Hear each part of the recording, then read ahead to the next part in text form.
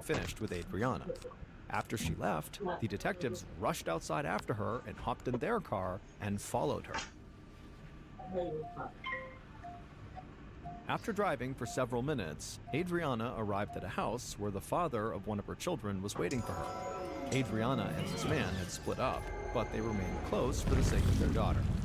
The detectives watched Adriana with this man from a distance, and they began to develop a new theory. Maybe Adriana did have nothing to do with Ken's death, but maybe this man she was with, the father of her daughter, had gotten jealous of her affair with Ken, and maybe he lashed out.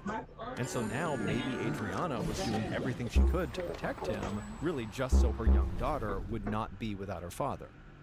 Villalobos and Heaney waited for Adriana to leave, and then after she had, they hopped out of their car, walked up to the front door, knocked, and then when the man came to the door, they led him to the front yard to question him. And to the detective's surprise, this man was completely open and asked how he could help. Villalobos told him that he was convinced someone close to Adriana had killed Ken and Carolyn Stahl, but the detectives didn't know who. The man said that made sense to him, and he understood why they would want to question him. But then this man said something that sent Villalobos and Heaney reeling. He told them that he had nothing to do with Carolyn and Ken's murders, but he had a pretty good idea of who probably killed them. Villalobos just stared at him and then asked him outright, okay, who's the killer? And the man would say one word, Tony. The detectives were caught off guard. In all those files from nearly a year-long investigation, the name Tony had never once come up. Now they had someone telling them a guy named Tony was probably the killer they had been looking for. The detectives followed up with a bunch more questions about who this Tony person was, and they would learn that Tony was Adriana's current boyfriend, and he was a handyman at her apartment building. He also had a long criminal rap sheet, he had a temper, and he loved guns. A few days later, Detective Heaney was waiting in an unmarked car outside the hospital where Adriana worked. Investigators had been trying to track down Adriana's boyfriend, Tony, but the man seemed to have disappeared. So Heaney wanted Adriana to help them find him. Eventually, Adriana walked outside, still dressed in her scrubs, and right away Heaney rushed up to her and caught her completely by surprise. He asked her point blank if she would take a polygraph test right now. He said the test was all set up at the local police station right around the corner. All she had to do was come with him. Adriana was clearly shocked and pretty angry with Heaney for surprising her like this, but she did go with him to the police station. During the polygraph test, Adriana faced round after round of very difficult questions from Heaney and Villalobos, and Adriana held her ground, denying any knowledge of the murders. But then, Heaney hit her with a surprise question. He asked if Tony was the killer. She tried to deny knowing Tony, but it was already too late. The detectives knew he was her boyfriend and that she was lying to them. So Heaney began asking rapid-fire questions about Tony. Where was he? Did he know Ken? But Adriana collected herself, and she insisted she had no answers for them. But the detectives were convinced Adriana was now the key to unlocking this case, and too many people had been working for too long on this investigation to let this opportunity slip away. And it turned out the detectives had one more surprise for Adriana. There was an outstanding warrant for her arrest for driving with a suspended license, and they were going to use that to lock her up for the night. Adriana begged to be allowed to go home to her kids, but the detectives handcuffed her and led her to a cell. Now they just had to find Tony. Even after being locked up, Adriana did not tell the detectives where her boyfriend Tony was. But her phone bill showed that she had repeatedly called a number in Greenville, North Carolina over the past couple of days, and Detective Villalobos had a hunch that those were calls to Tony. Villalobos sent a picture of Tony to local police in Greenville, and right away an officer in Greenville contacted him and said he recognized Tony. He told Villalobos that Tony actually went by the name Dennis Godley in Greenville, but the local cops just called him the Weasel because he was so good at eluding arrest. However, the officer in Greenville said he would still be able to lead Villalobos and his partner right to Tony. So detectives Villalobos and Heaney headed right to the airport and took a flight from California to North Carolina. And while they were there, they did meet and interview Tony. However, he was totally uncooperative. He claimed that he had never been close to Adriana and that he had absolutely no role in the death of Ken and Carolyn Stahl.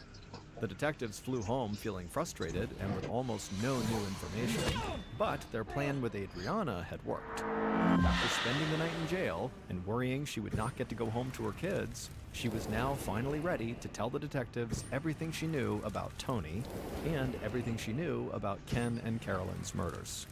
And by the time Adriana was finished talking, Detectives Villalobos and Heaney were ready to make arrests in a case that had now gone on for almost a year.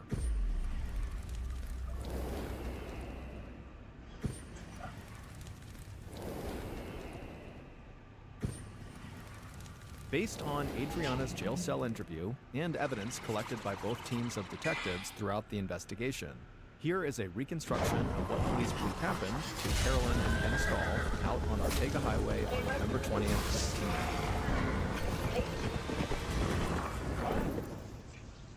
1990. On that November day, the killer sat in the passenger seat of a parked car not far from the restaurant in San Juan Capistrano, where Ken and Carolyn were celebrating Carolyn's birthday. The killer calmly loaded their .357 Magnum and made small talk with the driver. But the driver wasn't listening. They had their eyes focused on the road right outside of the restaurant. Then the driver suddenly told the killer to be quiet. Ken's Dodge Stratus had just pulled out onto the road. The driver waited to let Ken's car get a little further away. Then the driver started their car, pulled out onto the road, and followed Ken. The driver tracked Ken onto Ortega Highway. The highway was dark and oddly quiet. The driver gripped the steering wheel tight and closed in on Ken. Meanwhile, the killer just kept talking like nothing out of the ordinary was even happening. Then at some point, Ken's car pulled off the highway into the breakdown lane near an emergency phone box. The driver told the killer it was time to act. Then the driver hit the gas, raced by Ken's car, and then did a U-turn into the breakdown lane. The driver's headlights were now shining directly into Ken's windshield. The driver put the car in park, and then the killer casually stepped out of the car. The killer walked right up to the driver's side window and tapped on the glass, and Ken rolled the window down. Ken was about to say something when the killer casually raised the .357 Magnum and fired. The bullet hit Ken behind the left ear and exited through his right eye. Carolyn began to scream from the passenger seat and tried to undo her seatbelt, but she was in shock and her hands were shaking and so she couldn't get free. The killer then fired another shot into Ken, and this time the bullet shredded his aorta, the body's main artery. And so blood sprayed all over the car, and Ken slumped over, dead. Carolyn finally got her seatbelt off, but by this point, the killer stuck his gun through the open driver's side window and fired multiple shots point blank at Carolyn, hitting Carolyn in the chest. Carolyn screamed again, and blood began to pour down her shirt, but she was still alive. So the killer aimed the gun at her and fired again, but they were out of bullets. So as Carolyn is sitting there slowly dying and screaming and looking at her dead husband, the killer walked back to the other car. They opened up the passenger side door, shouted something at the driver, and then grabbed extra ammunition from a bag on the floor. Then the killer calmly reloaded their gun and then turned back and began walking towards Ken's car again.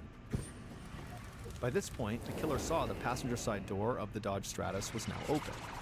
Carolyn tumbled out of the car, and one of her earrings fell to the ground. She was covered in blood and struggling to breathe, but she managed to brace herself against the back door of the car and stay on her feet. Carolyn looked around for any kind of escape route, but then she heard something behind her. She turned and saw the killer walking towards her with their gun raised. There was nowhere to go.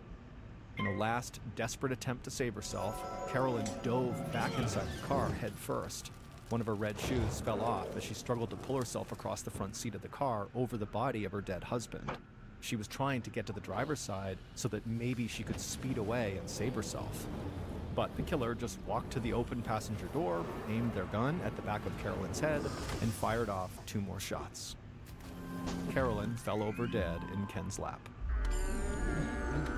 The killer leaned in to make sure both Ken and Carolyn were dead. Then they did a thorough sweep of the car and the road around it to make sure they picked up any stray evidence, like bullet casings. Finally, when the killer was satisfied, they walked back to the white Mazda that was still parked with its lights shining directly into Ken's car. Then the killer got back into the Mazda and looked over at the driver. and the driver was shaking and horrified. The killer told the driver to calm down and just get out of here. But the driver shouted at the killer that they were not supposed to kill Ken. The driver said she loved Ken, and Ken was actually the one who had paid them to murder his wife.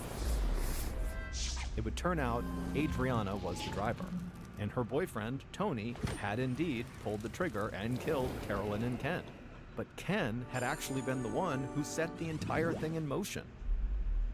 It turned out Ken had wanted his wife dead for a long time. He wanted to be free to have relationships with lots of women without any repercussions and just to live his life however he wanted. But Ken felt like he was reliant on Carolyn. She took care of him and she made a lot of money, so if his health issues kept him from working again, he would still be able to live well because of Carolyn. Ken went so far as to tell some people that Carolyn had control of his life, and it was like he was being blackmailed just to stay in the marriage, even though that was just not true. But finally, Ken told Adriana that he had just had enough, and he asked her to help him murder his wife.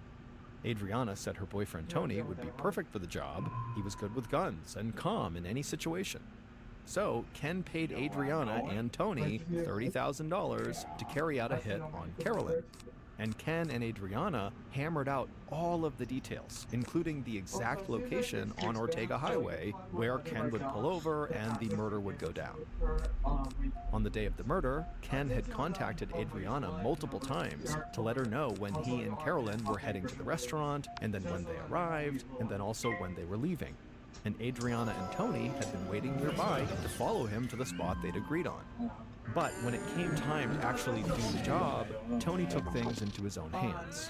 He didn't trust Ken, and he didn't want the middle-aged doctor around to pin the whole thing on him. So Tony decided to just kill Ken too. Carolyn was truly just an innocent victim. Her husband had plotted against her and had even tried to paint her as some kind of blackmailing monster. But Carolyn's friends and family knew that despite all of Ken's cheating, Carolyn still loved him, and she still believed they could repair their marriage. But Ken had no intention of doing that. At trial, Adriana insisted that she tried to talk Ken out of going through with the shooting, and that she ultimately only went along with it because she was afraid of Tony. But ultimately, a jury would convict her of masterminding the entire murder plot and sentenced her to life in prison without parole. As for Tony, he would ultimately plead guilty to the murders in exchange for a life sentence instead of the death penalty. And Tony would insist to the very end that Adriana was the one who shot Carolyn, not him.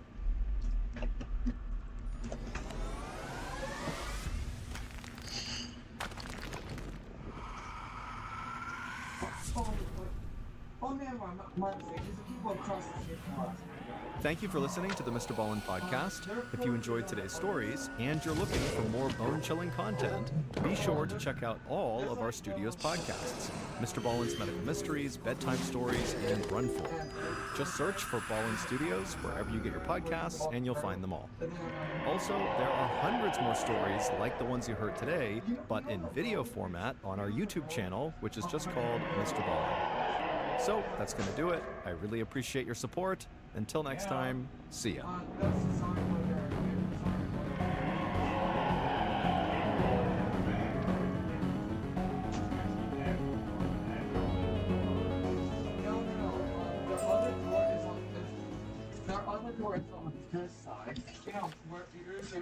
Hey Prime members, you can binge 8 new episodes of the Mr. Ballin podcast 1 month early and all episodes ad-free on Amazon Music. Download the Amazon Music app today. And before you go, please tell us about yourself by completing a short survey at wondery.com/survey. If you're listening to this podcast, then chances are good you are a fan of The Strange, Dark, and Mysterious. And if that's the case, then I've got some good news. We just launched a brand new Strange, Dark, and Mysterious podcast called Mr. Ballin's Medical Mysteries. And as the name suggests, it's a show about medical mysteries, a genre that many fans have been asking us to dive into for years, and we finally decided to take the plunge, and the show is awesome. In this free weekly show, we explore bizarre, unheard of diseases, strange medical mishaps, unexplainable deaths, and everything in between. Each story is totally true and totally terrifying. Go follow Mr. Ballin's Medical Mysteries wherever you get your podcasts, and if you're a Prime member, you can listen early and ad-free on Amazon Music. I mean, there's like 2 times the dog went out. Hey everybody, it's me, Mr. Ballin, the backwards hat slash flannel wearing storyteller, and I want to tell you about our newest Strange, Dark, and Mysterious hit podcast out of Ballin Studios. It's called Run Fool, and the stories are definitely strange, dark, and mysterious, but more importantly, the stories are terrifying. The show comes straight from the mind of Rodney Barnes, an award-winning creator who has basically helped define the horror genre over the past couple of years. And I'm telling you, this particular show is going to reinvent the horror genre in podcasting because it's so, so good. In this show, Run Fool, each episode explores stories of lore and legend in a totally fresh and unique way. Rodney pulls you in with his warm voice, his humor, and his first-person accounts, and then pulls you even deeper as his horrifying stories of vampires, witches, cryptids, and ghosts unfold.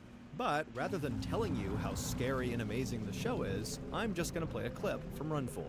It's from an episode called Boo Hags, and just for reference, a boo hag is like part vampire, part witch. After you listen, be sure you go follow Run Fool wherever you listen to your podcasts. But a warning, once you start listening, you will not be able to stop. This is a very bingeable podcast. Okay, here's the clip. The sun was setting when Mary got home. She went straight into the kitchen to pour a glass of wine. Her hands were shaking as she mulled over what the pharmacist said. It hit a little too close to what she experienced that night. The woman, the breath.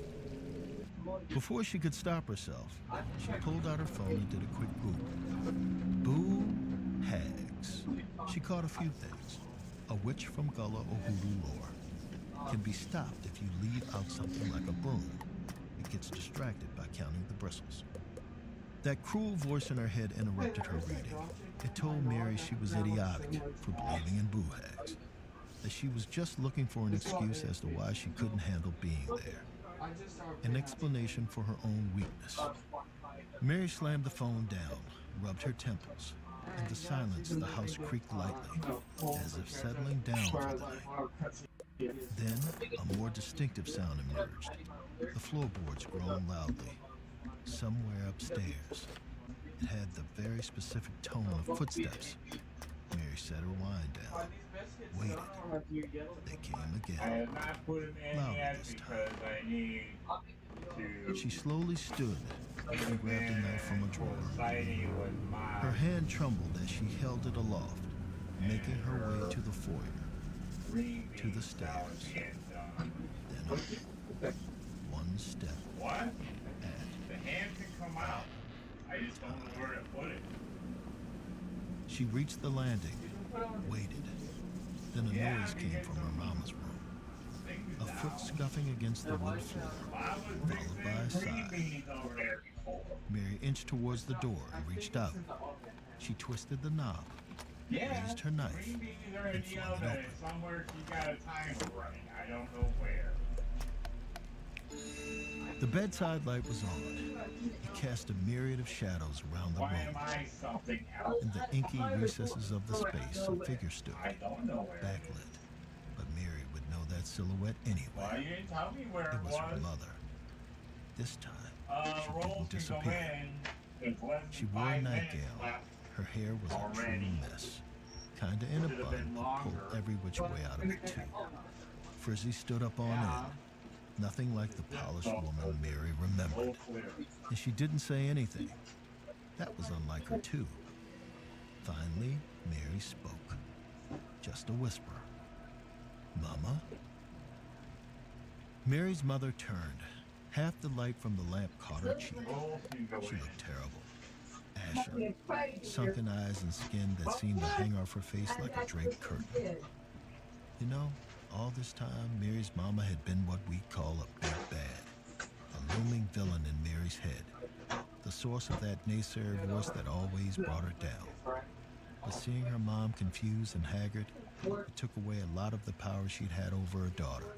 At that moment, Mary didn't feel any righteous anger, just pity. So she set down the knife and found herself saying the only thing she'd ever really wanted to say. I forgive you. At least in this moment, she meant it. Her mom turned all the way around. Mary, thinking they were about to hug it out, opened her arms. She stepped closer, but as she did, she noticed the other side of her mom's face was wrong. Even for 1 week. The flesh on her cheeks hung even more there. It seemed to be uneven. The edges of her eye were peeling off, exposing raw muscles, Only tendons. When Leah's gaze traveled down her mom's body, she stifled a scream. The front of her nightgown hung open in tatters, like it had been slashed. The skin beneath it was uneven, too, full of burns, in some areas, feeling loose and pursed in others, like her mama had been torn open and sewn together again. As Mary took this in, her mom reached her hands into the seam at her belly and pulled. Her chest came apart with a loud rip. The hands shoved the skin off her chest, took a shoulder out, then an arm, then pushed her mama's face back like it was a hoodie. The skin dropped to the floor and a figure stepped out of it. A woman. She was shiny, pure muscle. Stringy, matted hair hung over her face, but it parted just enough for a single bloodshot eye to peer out at Mary. Below that piercing gaze, a lipless grin. The person Mary had just achieved a milestone emotional moment with was not her mother. A horrific and possibly grotesque creature who had been wearing her mom like a garment. It was a boo.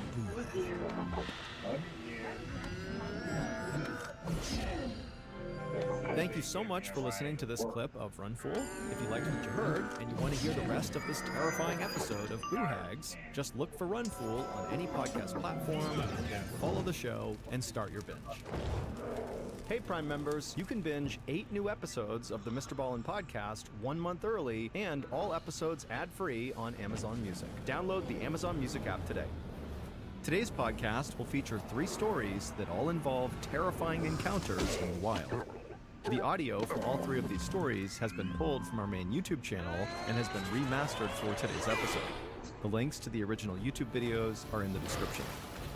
The first story you'll hear is called A Walk in the Woods, and it's about 2 women. Does it usually take you a half an hour to be on the pop? Oh shit! Oh shit!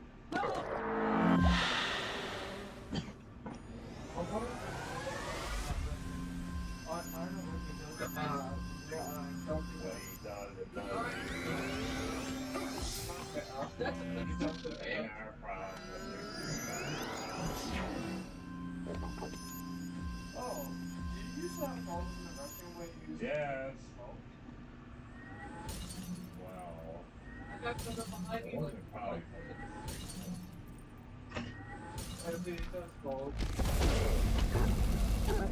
You remember how powerful it felt to snap a hot pink razor flip phone forward products and texture? And get more.com/. Itchy nuisance and can e-tick products for order. That's Any of the dark watching men. code podcast for 40% off your first auto ship order.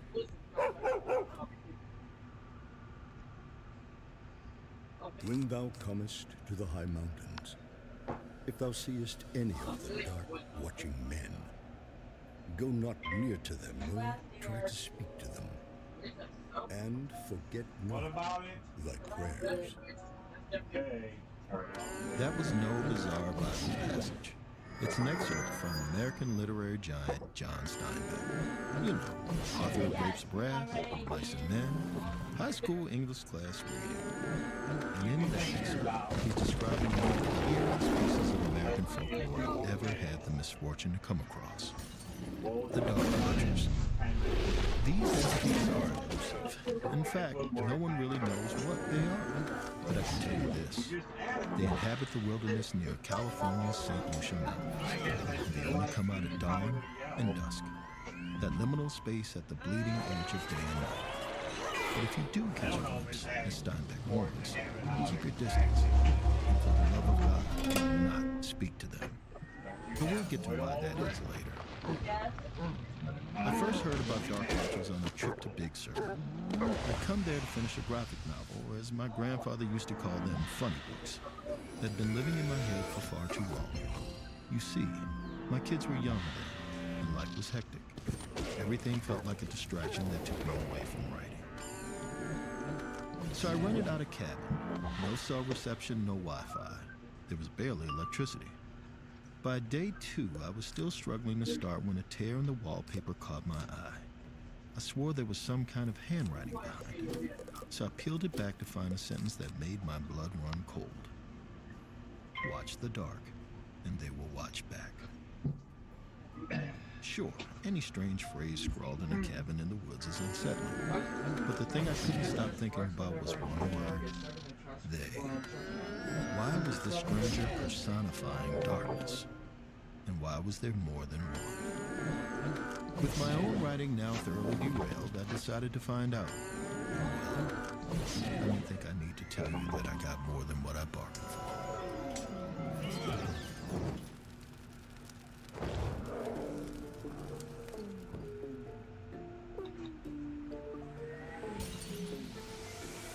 You're listening to Run Fool. I'm Rodney Barnes.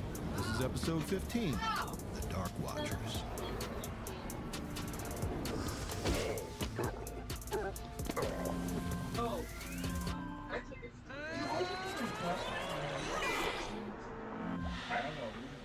The first person I asked about the ominous phrase on the wall was the cabin's caretaker, Steve.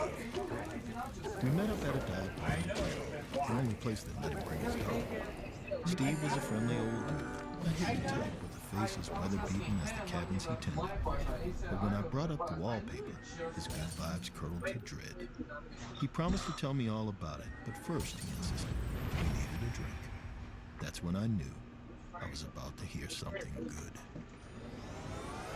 He said the story was also the story about how he got his dog, Jules.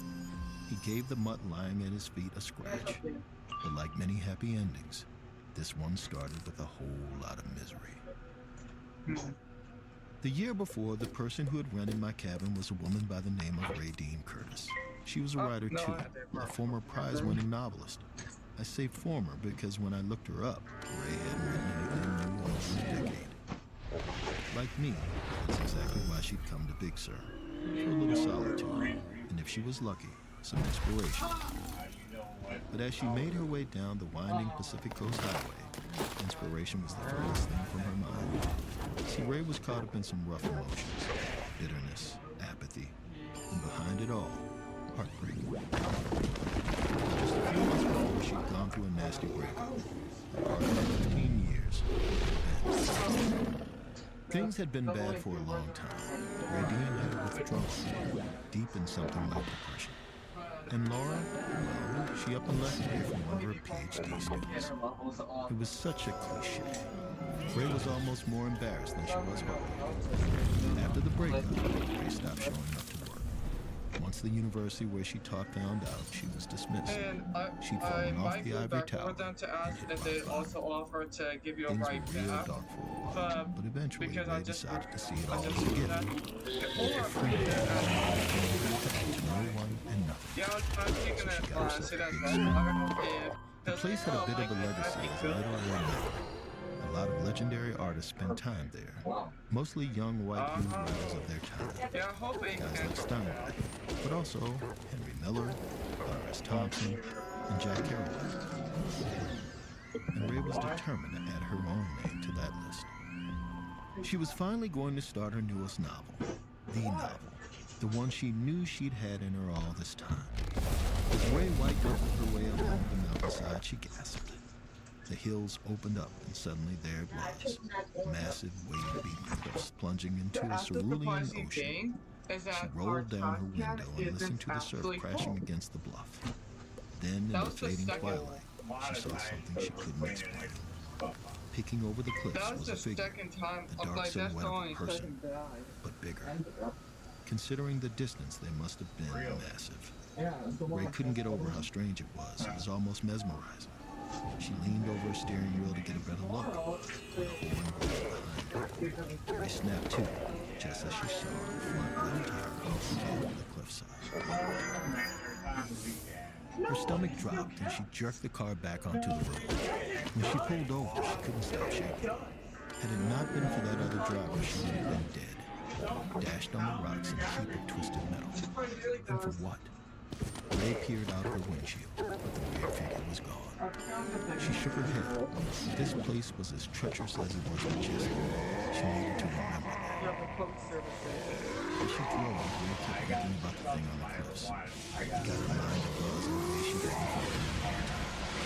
An idea was forming in her head, but before she could write it down, she needed to get situated.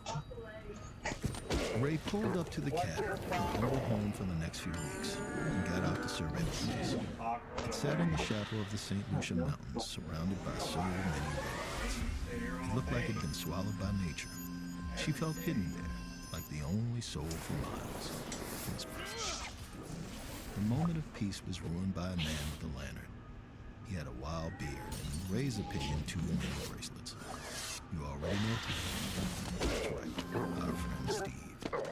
He greeted her with a hearty hello and showed her to her lodgings. It wasn't much, but it had charm. A wood stove, floral curtains, and then over by the window was an old desk. Ray thanked him and not so subtly led him to the door. But Steve wondered. He said he knew she was going to be there. He'd be doing a disservice if he didn't warn her that it could get lonely. So if she needed anything, even just a chat, she should give him a holler. Ray wasn't charmed by Steve like I was. She'd come to Big Sur to be alone, not to make small talk with an old hippie. But before she could push him out, she realized there was something he could help her with. So she told him about the strange silhouette she'd seen on the wall. Steve raised an eyebrow.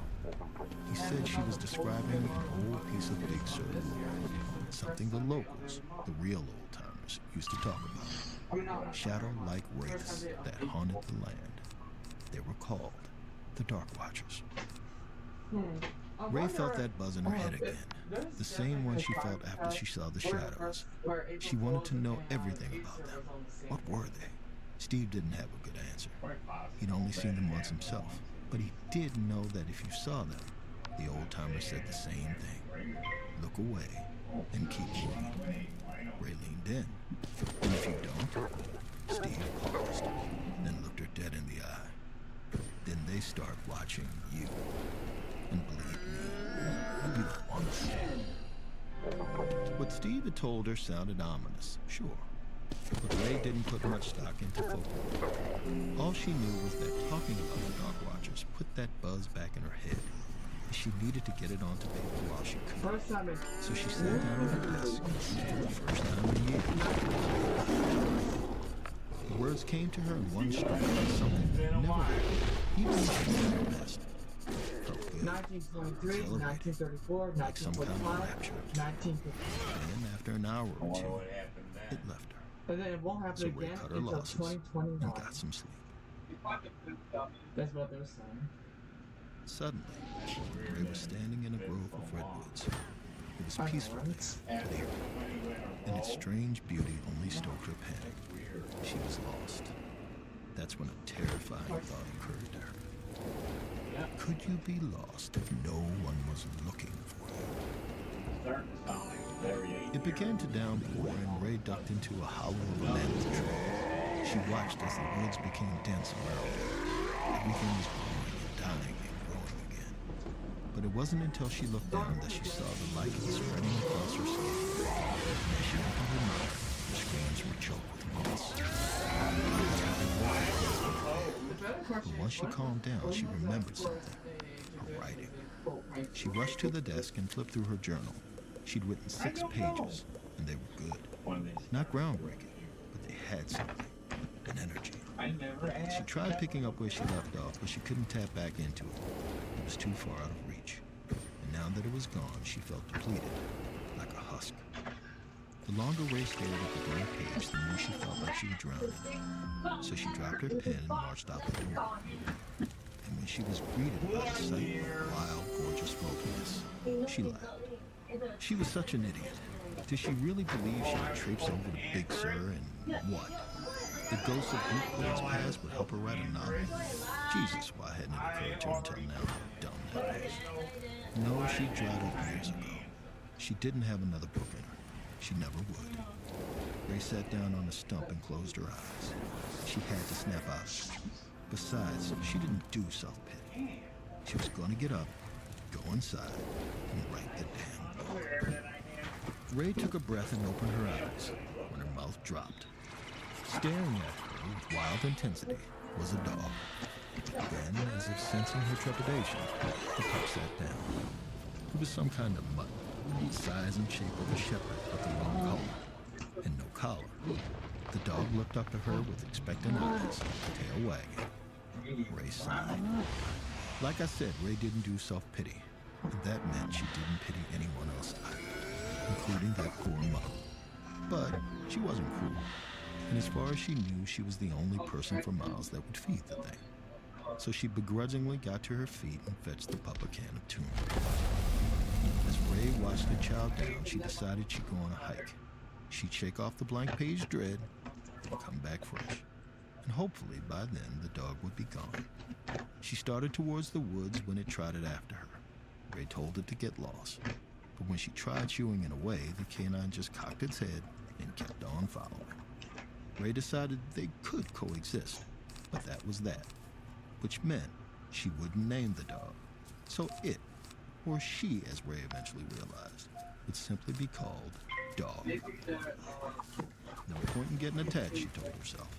She was looking for solitude, not companionship, regardless of the species. All afternoon, Dog and Ray made their way up the trail towards the bluffs. By the time she saw the ocean through the trees, it was already twilight. As the forest grew darker, Ray felt her anxiety build. The trees loomed larger around her, almost like they were pressing in. She put a hand on Dog, steadying herself, and the hair stood up on the back of Ray's neck. She was being watched. Dog must have felt it too, because she perked her ears and turned to stare intently at the tree line. Ray followed her gaze and froze. Up ahead, silhouetted by the dying sun, were people, about 5 of them. Ray was about to ask for directions when the words died on her tongue. The people stood still, too still, and they were unnaturally tall, 10, maybe 12 feet, almost exactly like the figure she'd seen on the cliffs. The Dark Watchers. Steve's warning flashed through her mind, but Ray couldn't look away. She kept staring, suspended somewhere between rapture and terror, with that familiar buzz in her head. Because, all my brand they changed calendars on January 1st. Behind her, it followed down, and Ray kept her gaze on the Watchers. She didn't want to lose sight of them like last time. Julian's She calendar hated began them. in March. She took another step and held out her hand. Equinox. Don't be scared. The shadow stirred. The new year would now All begin 5 on Julian's face. New couple shows up, and now everyone knew about The sounds of the forest travel.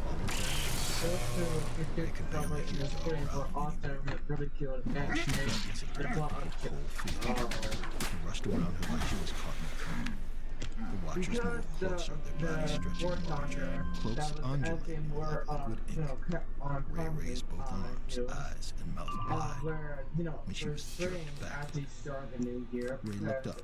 She saw Dog's worried face staring down. because the new year The started mud had pulled her to the ground. February. She sat up scanning the trees, but the Watchers were gone. No, Something March Something was going felt to be the new, different. very new year. February was going to be like the... Imagine the softest sheets you've ever felt. So Now technically, imagine them winter was, getting even softer over time. I'm here to tell you about Boll and Branch sheets. In a recent customer survey, 96% replied that Boll and Branch sheets get softer with every wash. They're made from the rarest organic cotton and designed to get even softer over time. Try their sheets with the 30-night guarantee, plus 15% off your first order with code WONDERY. So head to BOLLandbranch.com today. Exclusions apply. See site for details. This podcast is supported by Progressive, a leader in RV insurance. RVs are for sharing adventures with family, friends, and even your pets. So if you bring your cats and dogs along for the ride, you'll want Progressive RV insurance. They protect your cats and dogs like family by offering up to $1,000 in optional coverage for vet bills in the case of an RV accident, making it a great companion for the responsible pet owner who loves to travel. See Progressive's other benefits and more when you quote RV insurance at Progressive.com today. Progressive Casualty Insurance Company and affiliates. Pet injury is an additional coverage and subject to policy terms. the day where you crank each other on. Ray had never had a nose, but she figured this must have been what he thought, because after her encounter with the Watchers, she felt electrocuted. She wrote the entire night, filling page after page. Her mind moved so quickly her hands could barely keep up. By the time the sun peeked through the blinds, the pages of her journal were black with ink. Exhausted but happy, Ray stumbled to bed. This was joy, she told herself.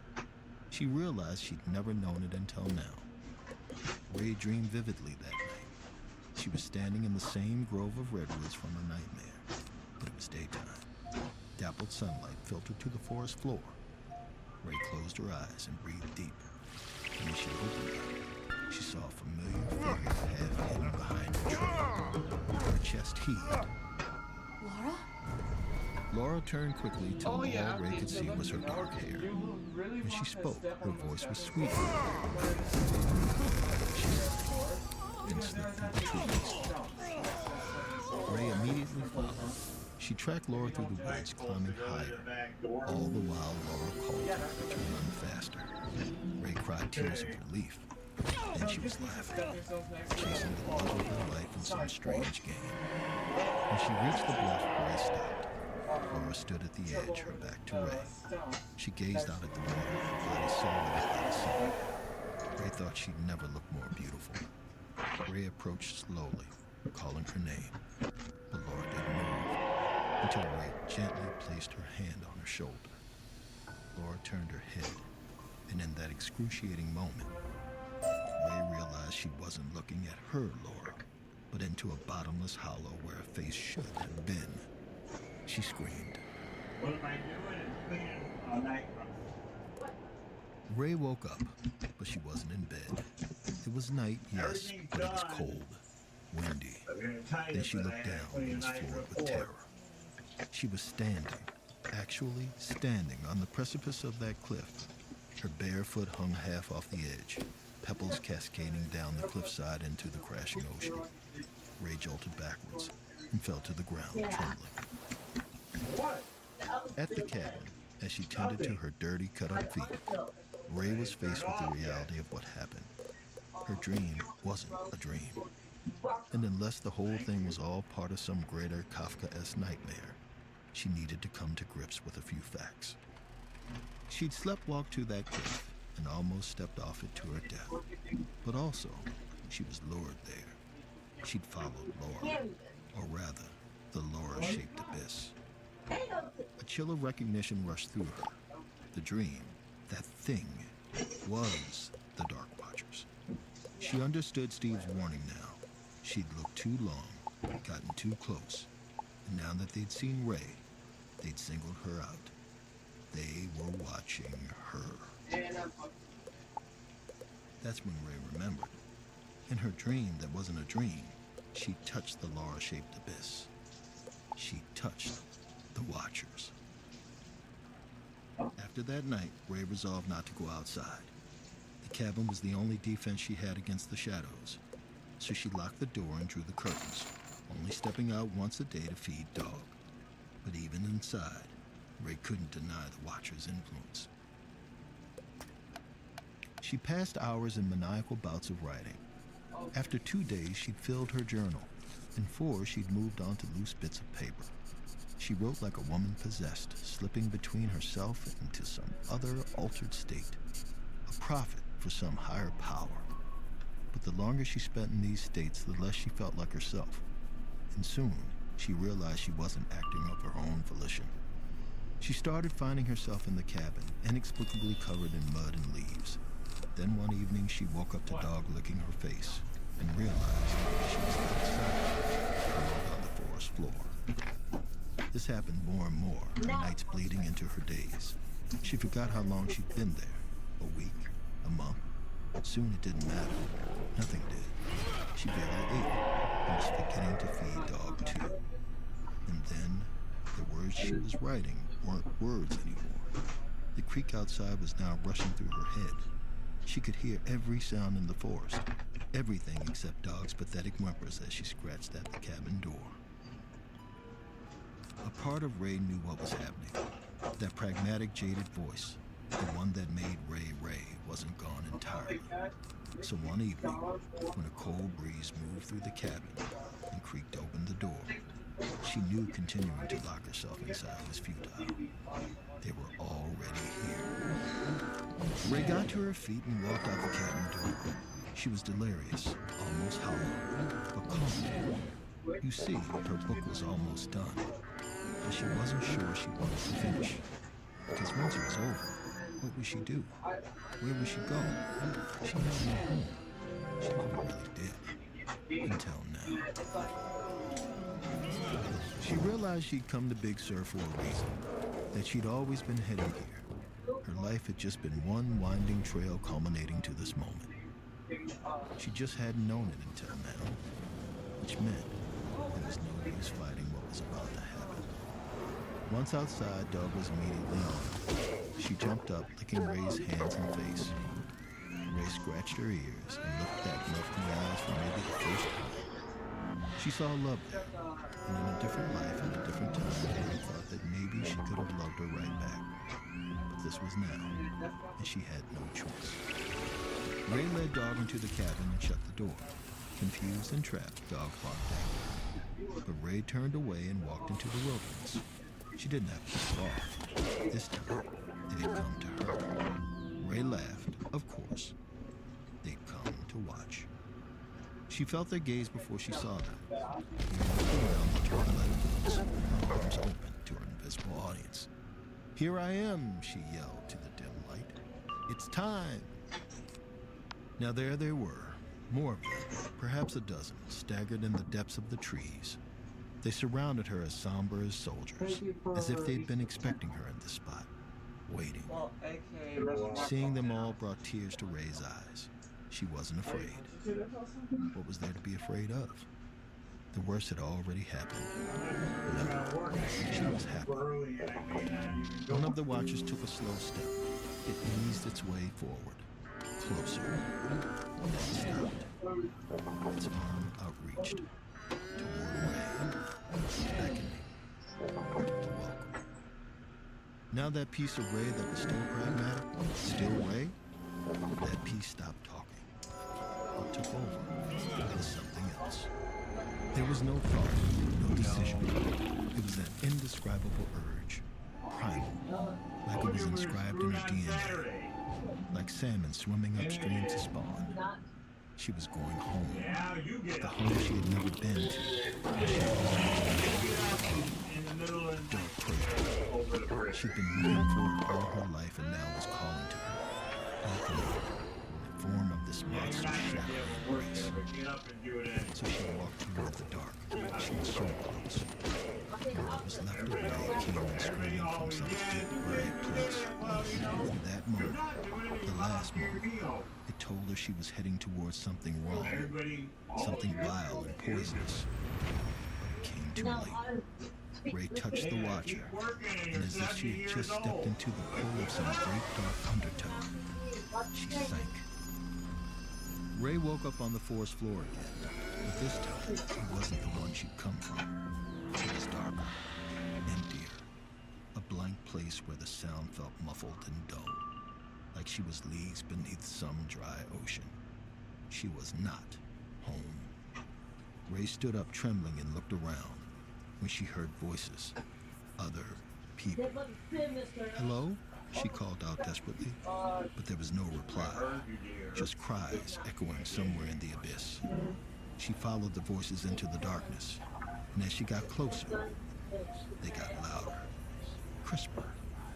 They were wails of agony, anguish, loneliness. Ray recognized them. They were her voice. She was alone, trapped here with the echoes of her own misery. Soon another joined the chorus. A scream. Ray was screaming.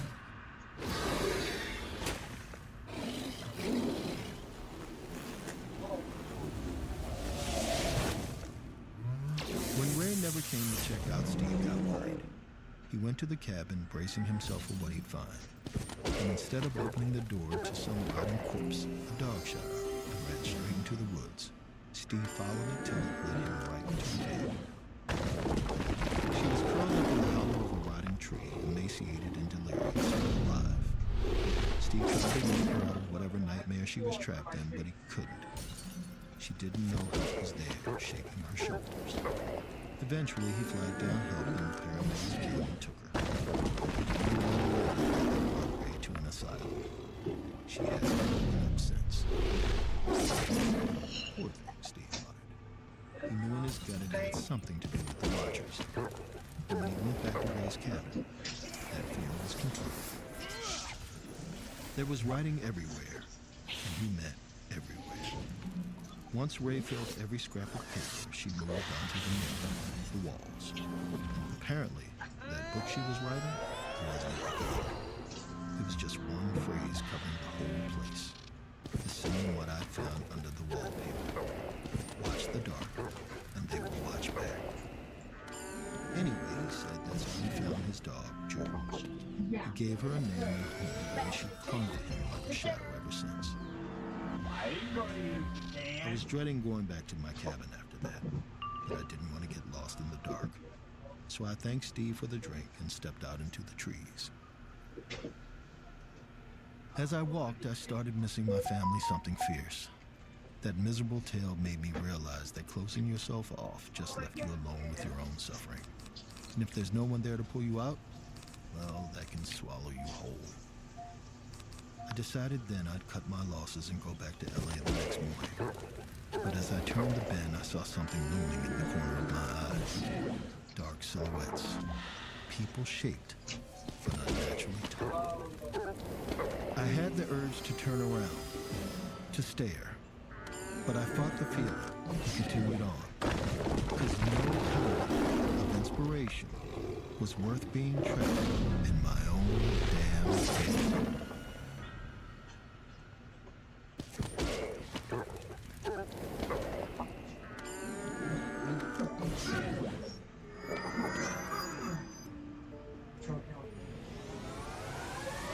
Run Fool is a production of Ballin Studios, Campside Media, and At Will Media. It is hosted and executive produced by me, Rodney Barnes. This episode was written by Alex Garland and produced by Abakar Adan and Lee Mengistu. It was also sound designed and mixed by Kevin C. Creature vocalization by Terry Cashburn and Colette Anderson.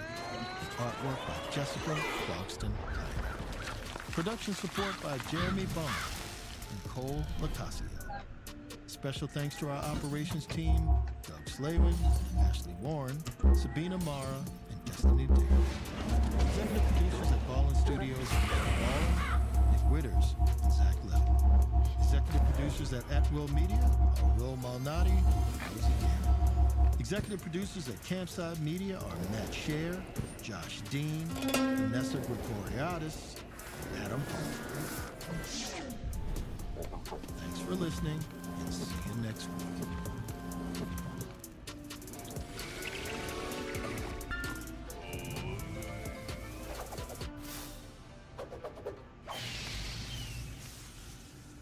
If you remember how powerful it felt if creatables, online crimes, Stepmed's pharmacists and use Contains graphic content that may be difficult for some listeners. Please listen with care. What the fuck? Not so long ago, I found myself sitting on stage with another man talking about monsters. This was not as strange as it might sound. In my line of work, I travel to a lot of horror conventions, and I end up sitting on a lot of different stages. Half the time, the topic is monsters, the ones that populate the movies I love, and the ones that live in the comics I write. The difference this time around was the line of questioning.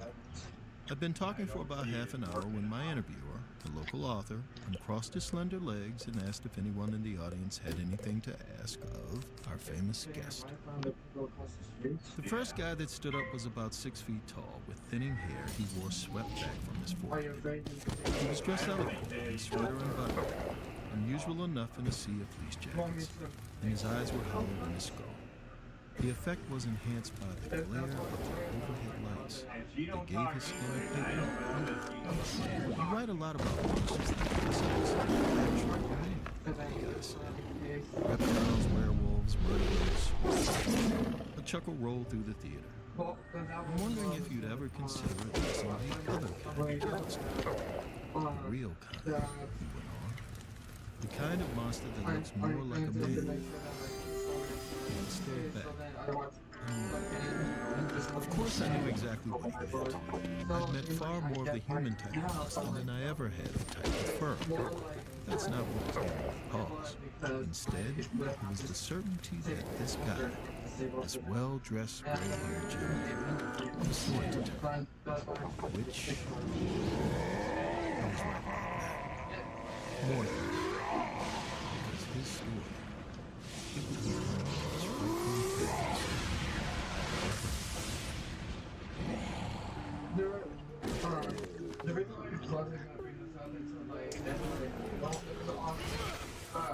You're listening to Run Fool, Rodney Barnes.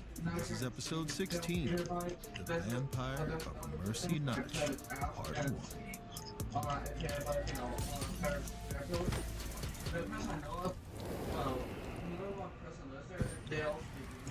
2 hours later, Bill, the name of my gray-haired friend, and I were sitting at a tavern in downtown,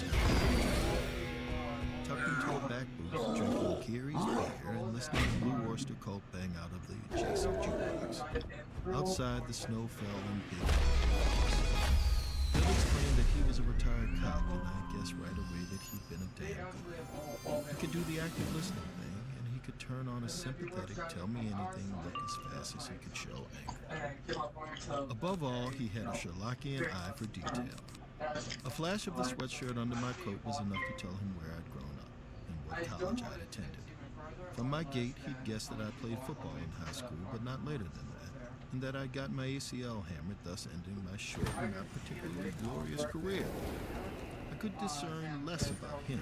He might have been 65, or he could have been 78. He drank cautiously, as if he was afraid of what was in his beer glass. We'd gotten through some of the small talk, and I was starting to think about my long flight back to LA, which was scheduled for the next morning. And he finally said it. The stuff about monsters, he smiled. Got to me, didn't it? My grandmother had always told me never lie to a cop, not if you can help it. So I nodded. And you've met the kind of monster I mentioned, Bill went on. A second nod, but not exactly the kind I'm thinking about, he concluded. I wanted to ask what this old man knew of what I'd seen, but I just flashed a small smile, laid down the bar, and climbed into the booth with a fresh beer. Bill began to talk. We talked for 3 hours, more or less nonstop, more than I could possibly recount here. I'll need to abbreviate some parts, for which I'm profoundly sorry, because Bill, he could spin a yarn. But I will tell you the beginning of his story, at least in its entirety. I have to tell you the beginning of the story, because all the clues to what he did in retrospect. You've heard of Mercy Notch, Bill asked. Small town about an hour north of here, hour and a half down Route 1. This time I didn't react. It didn't matter. Bill wasn't listening. He was deep in his own thoughts. In the 1980s, he said, he'd been the sheriff of Mercy Notch, a Maine town small enough not to merit a full-time police force, nor a full-time fire department. The firefighters were volunteers, as was Bill's deputy, a scrawny kid named Flynn.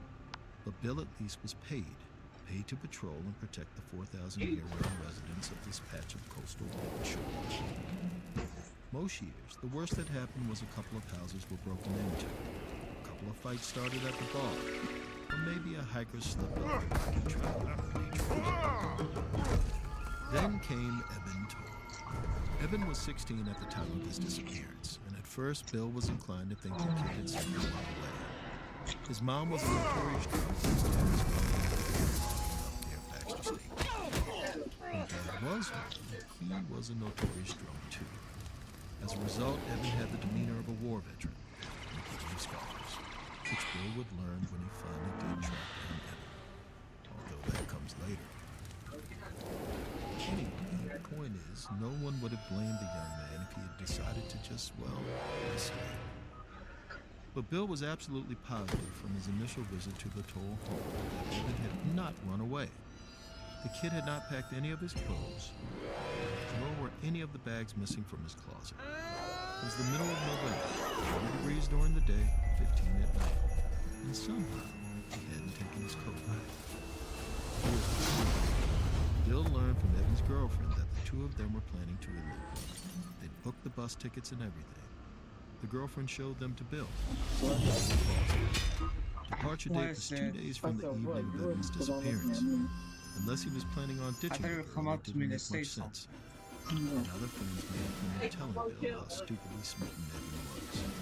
So yeah, in Bill's estimation, Evan Toll hadn't escaped, which left two alternatives: an accident or foul play. And here's where I tell you something important. Evan Toll was black, or half. His dad was black, his mom white. And this was exceptionally rare in Mercy Notch, where nearly everyone was either a white oyster farmer, a white lobsterman, a white tradesman, or a rich white person with a nice summer home. It occurred to Bill that this might matter, which it did, but not nearly in the way he initially suspected. The timeline of Evan Toll's disappearance was straightforward. On November 14th, the boy had said goodnight to his mother and headed upstairs to finish his homework. The next morning, his mom, who managed to get herself out of bed around 9:30 with a vicious hangover, entered his room and found it entirely empty. That'd be okay on, say, a Monday, but it was a Saturday. No school. There was evidence. She rang her few friends and her son's girlfriend, and no one was any wiser. So finally, she called the sheriff. Bill showed up, cased Evan's room, noticed the presence of all the bags in the jacket, and also a line of footprints in the snow. Prints leading him away from the house. Bill had asked Evan if the footprints were to her. She just lied. She hadn't left the house in 3 days, being a booze hound did that. The footprints must have been Evan's, but where was he going? There wasn't much behind the house, save the forest and the dirt road that spun and twisted through the woods for about 3 miles, past 3 properties before reaching the main shore. Bill called up his deputy, Flynn, and together they followed the footprints out to the dirt road, which they vanished. Or not vanished, yes. The dirt road was in semi-regular use, and it was iced over and hard as a skating rink. Footprints wouldn't have shown up there. Treading gingerly, Flynn and Bill followed the road for about a mile, at which point it split in thirds, like the tines of a fork. Flynn got out a county assessor's map and read aloud from the details. The far left fork led to a summer house owned by a family called the Petersons. The place was unlikely to be occupied at this time of the year. The middle one, Flynn said, Mem Proctor, Bill interrupted, belongs to Mem. Flynn looked astounded, but Mercy Notch was a small place. Everyone knew each other. A lot of the time, they were even related. Mem's my cousin, Bill explained, and not a cousin he particularly liked. What about the third house? Flynn paused, eyebrows raised. Wesley Mercer. He would not have needed to say more to anyone in the town of Mercy Notch, and certainly not to his sheriff, since Bill was the one who was 5 years earlier for what appeared to be molestation. I say appeared to be because Mercer had almost certainly been messing with a couple of the kids he coached on the high school wrestling team. Bill had collected all the necessary proof. Mercer had noticed that Bill had returned, courtesy of a wealthy family member, and one of the kids had decided to recant. The other was ripped apart on the stand. Mercer lost his job and his reputation, but kept his freedom. That's for the rules of the business. Sometimes people saw him skulking through the grocery store, but that's all they saw. Let's go west to east, Bill suggested. Save the best for last. He and Flynn tramped up about half a mile, breathing hard and walked quickly. The house owned by the Petersons, the Summer people, was ugly and red. One story. And in the picture window, facing the road, stood a teenage boy, his eyes staring forward, and also nowhere at all. As Bill and Flynn watched, the boy opened his mouth and began to scream. Imagine the softest sheets you've ever felt. Now imagine them getting even softer over time. I'm here to tell you about Boll and Branch sheets. In a recent customer survey, 96% replied that Boll and Branch sheets get softer with every wash. They're made from the rarest organic cotton and designed to get even softer over time. Try their sheets with a 30-night guarantee, plus 15% off your first order with code WONDERY. So head to BOLLandbranch.com today. Exclusions apply. See site for details. Introducing the new Blink Mini 2, the tiny but mighty plug-in smart security camera. Mini 2 works inside or outside with the Blink weather-resistant power adapter. New features include night view in color with a built-in LED spotlight and a wider field of view. Stay connected with two-way audio and crisp HD video. Plug in Mini 2 just about anywhere around your home for the ultimate peace of mind. Shop Blink Mini 2 at Amazon.com/Blink.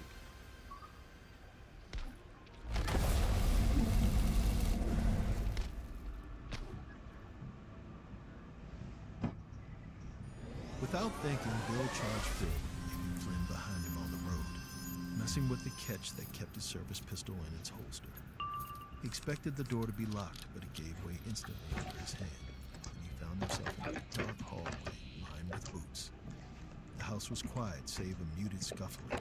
Underfoot somewhere, in the basement, Bill stood at the window, the same picture window in which he'd spotted the teenage boy, and gestured to Flynn, all around the back of the house. Flynn nodded. Bill crossed the living room, his boots squelching on the hardwood.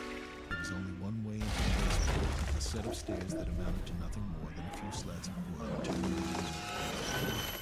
Police, Bill called. Part of him was alive, vibrating.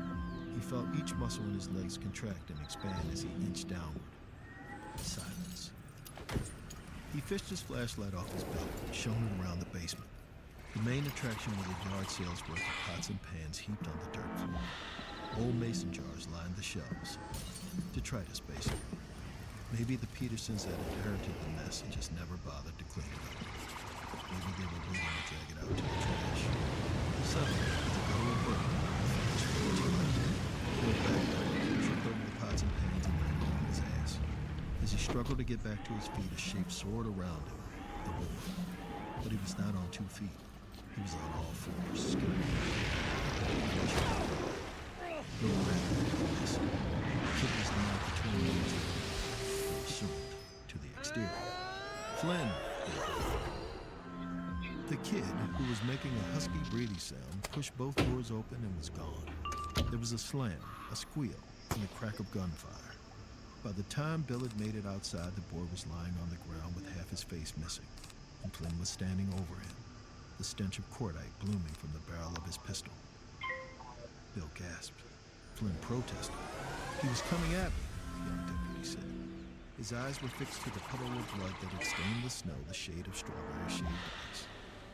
Bill got on his knees and felt for the pulse he already knew would be missing.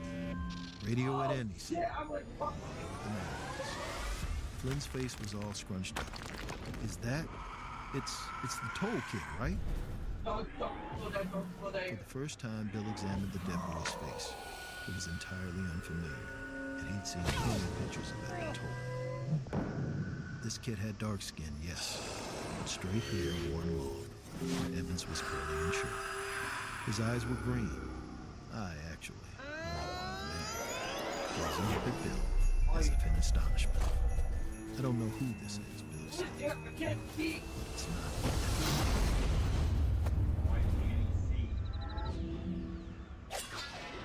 3 hours later, the state police patrol had arrived.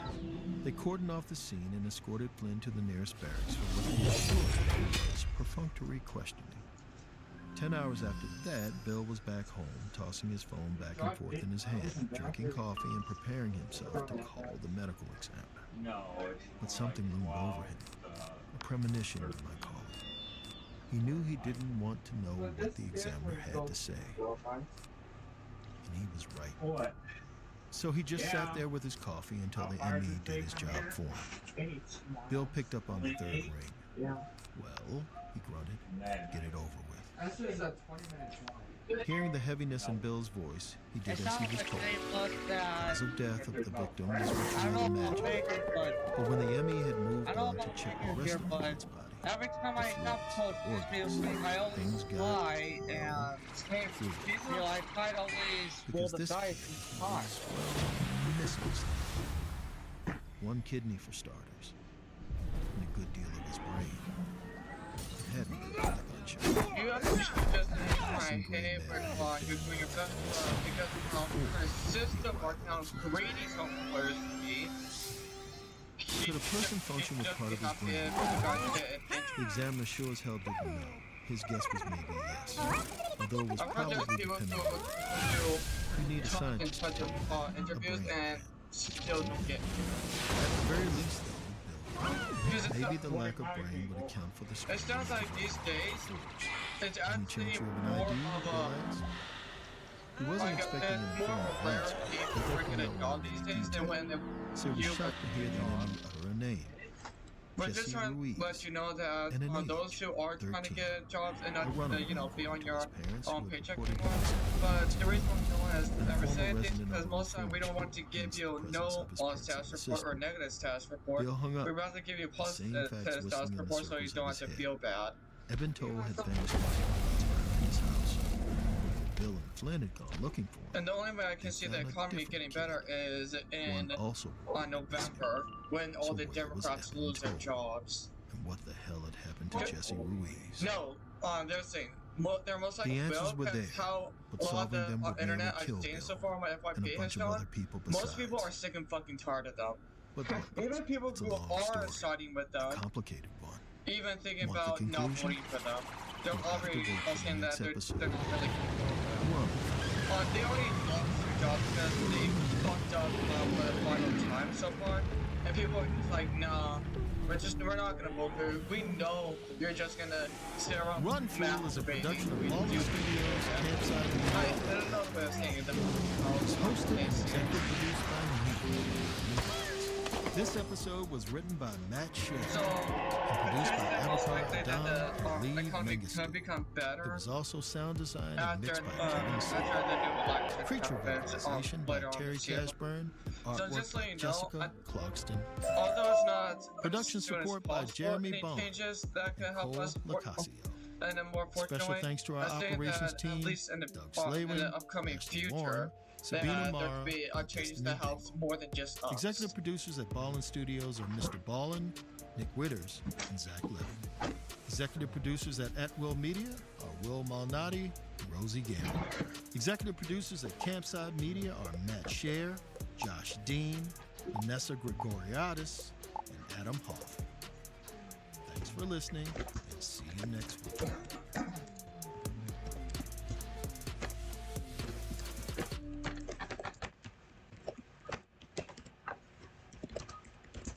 If you remember how powerful it felt to snap a hot pink razor flip phone shut after getting off the phone, you're a millennial. And if you're a millennial, it's time to add Clarins Multi-Active Cream to your daily routine.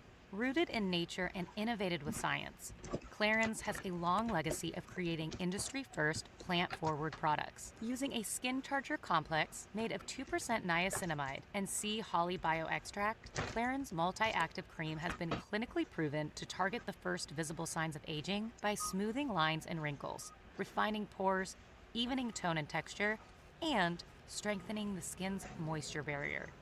While multi-active creams can't bring back the golden age of boy bands, it can distress your skin. Clarins Multi-Active Cream is available online now. Go to clarins.com/truecrime and get Multi-Active Day and Night Cream for 10% off, a free welcome gift, plus free shipping on your first order. That's clarins.com/truecrime with promo code TrueCrime. clarins.com/truecrime with promo code TrueCrime. You hear that? Your dog knows. Spring is coming sooner than you think. But the warmer weather also means that fleas and ticks are coming back. Fleas are an itchy nuisance and can easily get into your home, furniture, and beds, which can be terrible. Ticks are even worse. They're hard to spot but can carry disease and get your dog really sick. PetMeds pharmacists connect directly with your vet to save you time and deliver the best flea and tick products for your pet. PetMeds offers low prices on all flea and tick meds, including NexGard, Simparica, and more. Visit petmeds.com and use promo code PODCAST to save 40% on your first autoship order. That's petmeds.com, promo code PODCAST for 40% off your first autoship order. A warning. This episode contains graphic content that may be difficult for some listeners. Please listen with care.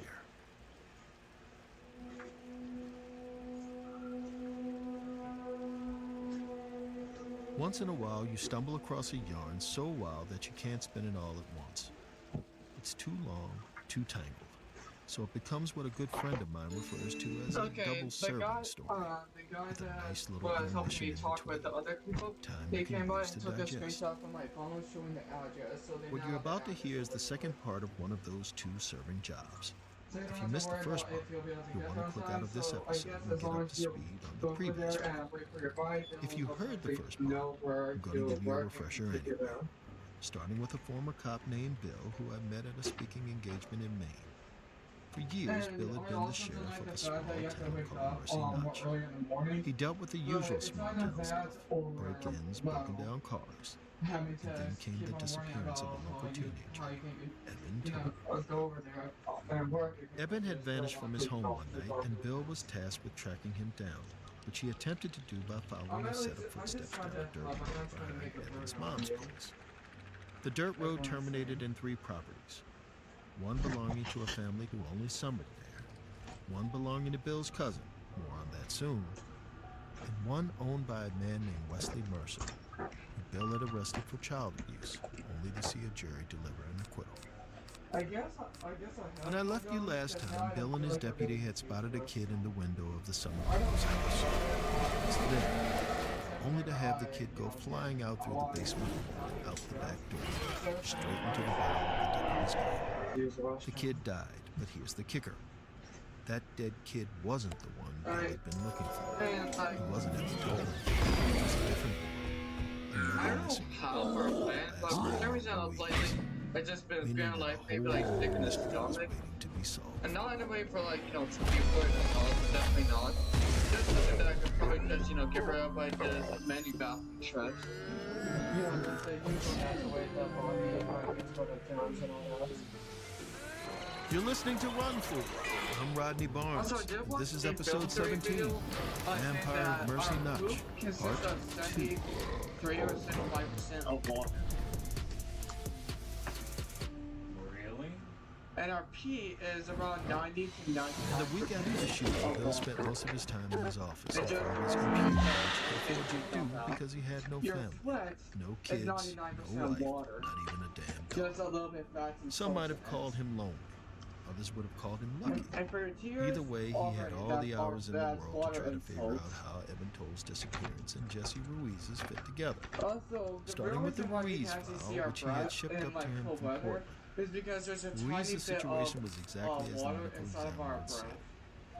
Ruiz was about the same And age as Evan Toll, every day a you teenager breathe and a out runaway at least a who'd been cup sent to of water. reform school, returned from reform school, and promptly vanished for several months before turning up in the basement of a house I in know. Mercy Notch. But unlike Evan, Ruiz Reason why came is from because an there hour was like south, bodysuit 30 miles from Mercy Notch. How had he gotten to that basement? No clues in his paperwork. An cursory phone call with his parents, grief-stricken into something approaching a comatose state, with no help either. All they could say was that their son had been working hard, and he had been troubled. Although they loved him, they had tried to see him the best they could.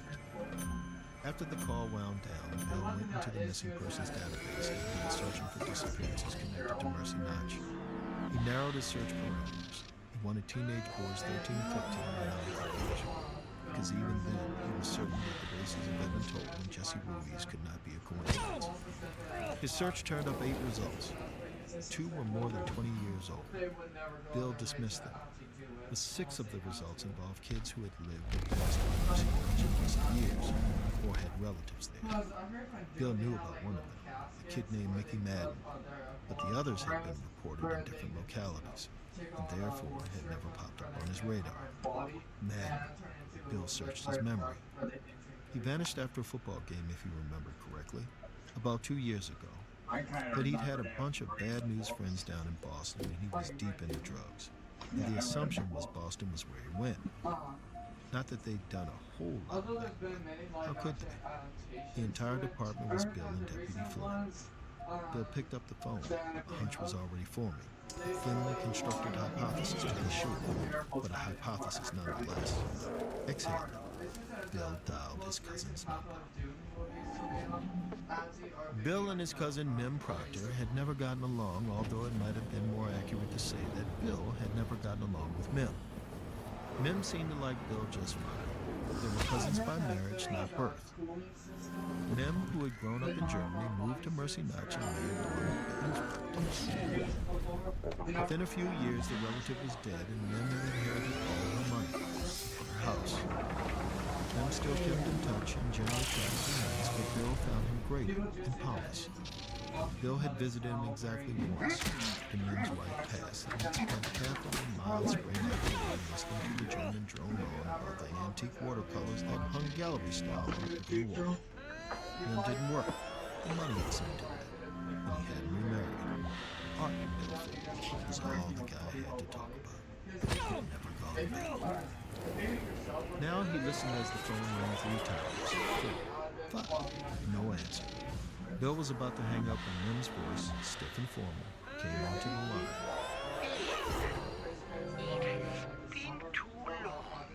It has, Billy acknowledged. The pleasantries dispatched got to the point of his call. Of course I know about Wesley Mercer. Everyone knows about Wesley Mercer.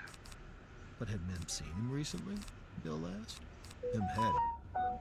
Had he noticed anyone coming and going from his place? No, Mim said. But then again, he wouldn't. His house was separated from Mercer's by a half acre of heavy pine. Had Mim seen any boys in the woods near his place? At this, Mim was silent. The silence stretched for nearly 5 seconds. Now that you mention it, I did see a child in the woods last week, but only for a second. I thought I might have imagined it. Bill brought up a picture of Eben Toll on his phone. He had Mim read his email address and he pressed send. He listened as Mim walked over to his computer. Bill could picture it, a hulking desktop propped up in the corner of the kitchen. Clack went a mouse, click went a couple of keys. Mim was silent. Maybe. Where did you see him? Bill asked. In the pine trees, near Wesley Mercer's house. Bill thanked his cousin, slammed down the phone, and reached for his coat. Deputy Flynn was out of service for at least another week, the time it would take to clear him in the shooting of Jesse Louise. So for now, Bill was left to make the trip to Wesley Mercer's house alone. He drove out of the lot of the sheriff's department under a low-bellied steel sky and skirted the edge of Mercy Notch, following the river in the direction of Eben Toll's house. An hour to dusk, he estimated, give or take. He steered east on the dirt road behind the Tolls, followed it to the fork. This time, he turned away from the summer folks' place and towards Wesley Mercer's house. There was a light on in the front room, but the snow on the front step was unswept. He knocked once, twice, and waited. Nothing. He paused to consider his next move. He could leave a note, slip his card through the door, and come back tomorrow. But Wesley Mercer would never call him back. Not Bill. Not the man who'd almost had him jailed. He could wait in the cruiser in the driveway, or he could be a little proactive. Proactive it was.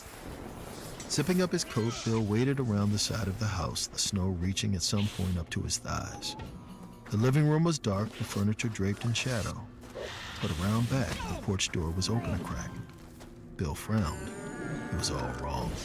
He could feel it inside him. He approached the porch and, using a gloved hand, slid the door open. And there, in front of him, On the tile floor of what he recognized as the kitchen was Wesley Mercer. He was lying on his back, and his mouth was open. The blood, fresh and sticky enough to be recent, was pooled behind his head. His left hand still clutched a revolver. Bill pulled up his radio and called back to the station. With Flynn out, they'd need support from other nearby departments. From the looks of it, this was a suicide, which would fit just fine with Bill's hypothesis. Wesley Mercer had been kidnapping kids and doing weird stuff to them for God knows what reason. And then he'd made some kind of mistake with the Ruiz kid, letting him escape, and now the police were on to him. So he'd taken the easy way out.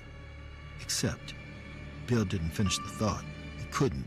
From behind him in the pines came a panicked yell, raspy and sharp. The sound of a young fox caught in a trap. Or the sound of a boy screaming for his life.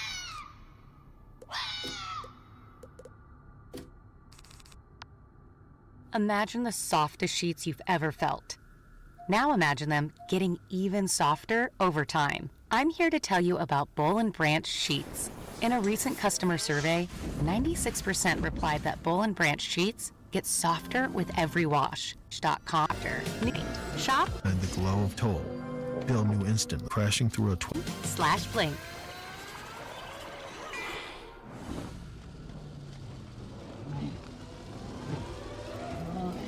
Bill crested one short hill and then another, leaving behind the glow of Wesley Mercer's cabin and crashing through a twilight maze of bracken and sharp sticks. He had been running for about 5 minutes when something crashed into his chest. He went thumping to the ground with something on top of him, a boy, wide-eyed and scared. Eben told. Bill knew instantly it was Eben. Had he been in Wesley Mercer's basement, some sort of outbuilding that Bill hadn't thought to check? He lowered the kid onto the ground, braced him against the trunk of a tree, and knelt down next to him. "Talk to me, Eben," he said. "What happened?" Eben opened his mouth to respond, but nothing came out, only a dry, gagging sound. And then the same high-pitched, fox-like scream Bill had heard before. The boy's teeth were gone. They were only gums. And his tongue, oh God, Bill nearly gagged. There was nothing but a stump where the tongue had once been. The stump flexed and pulsed. Eben Toll pointed now, not towards Wesley Mercer's place, but in the other direction. He nodded forcefully. "Go," he was trying to say. "Go now." Bill considered staying with the boy, but what if there were others out there? Others in more pressing need of help. He pulled his phone out of his pocket and handed it to Eben. "If I'm not back in 20 minutes, text 911. He caught himself. Actually, text 911 now, and then text them again in 20 minutes. He didn't wait for a response. Off he went again, half stumbling and half racing down a hill threaded with pines. There was just one property in this direction, and it belonged to his cousin. Had Mem provided sanctuary for Eben? But if so, why had the boy been running in the opposite direction? 5 minutes later, he was standing in front of Mem Proctor's house. Unlike Wesley Mercer's, the place was lit up as for a gala. Every damn light appeared to be on, down to the antique chandelier visible through the dining room windows. And there was music, too. Bill could hear it. Something haunting, something baroque and very old. Scratchy and harsh, the sound of an old gramophone. Without thinking, Bill pulled out his service weapon and prepared to knock on the door. But then a funny thing happened. As Bill's knuckles were descending towards the wood, the door swung backwards, and Mem himself was standing there, grinning. Heat roared out towards Bill, and the music did too. All the strings, the violins, and the viola. In Mem's hand was a long boning knife. And behind him, over his left shoulder, on the kitchen table atop a white placemat, were an assortment of body parts. Bill glimpsed a sliver of brain, an ear, and a tongue. But then Mem Proctor's hands were around his neck, pulling him inside. Welcome, cousin. What happened next happened incredibly quickly. In a blur, one might say. Except to Bill, it didn't feel like a blur. It felt like an achingly slow ballad. And now Mem was dragging him inside by the neck, his hands abnormally strong and hard. Bill was slipping the safety off his pistol and roping a sweat-slippery finger through the trigger guard. And now Mem, too late, was seeing the weapon, and Bill was firing. with the clap of the shot filling his eardrums. Mem released Bill's neck as the first shot grazed his torso, but Bill fired again, this time into his cousin's knee. Blood spattered upwards and across Bill's hands. Mem squealed, dropped momentarily to his good knee, and grinning again, twisted away like a wide receiver shaking off a tackle. He danced across the living room, there was no other way to put it, and around the corner, and was gone. Bill was preparing to give chase when he heard a slam from the pantry. Gun held out in front of him, he advanced. "Police!" he shouted into the darkness. His eyes slowly adjusted to the gloom, and as they did, he saw the outline of a cage, a dog crate. Inside was a boy, or what might have once been a boy. Now he more closely resembled photographs Bill had seen of King Tut's mummy, hairless, pale, shriveled, rheumy-eyed.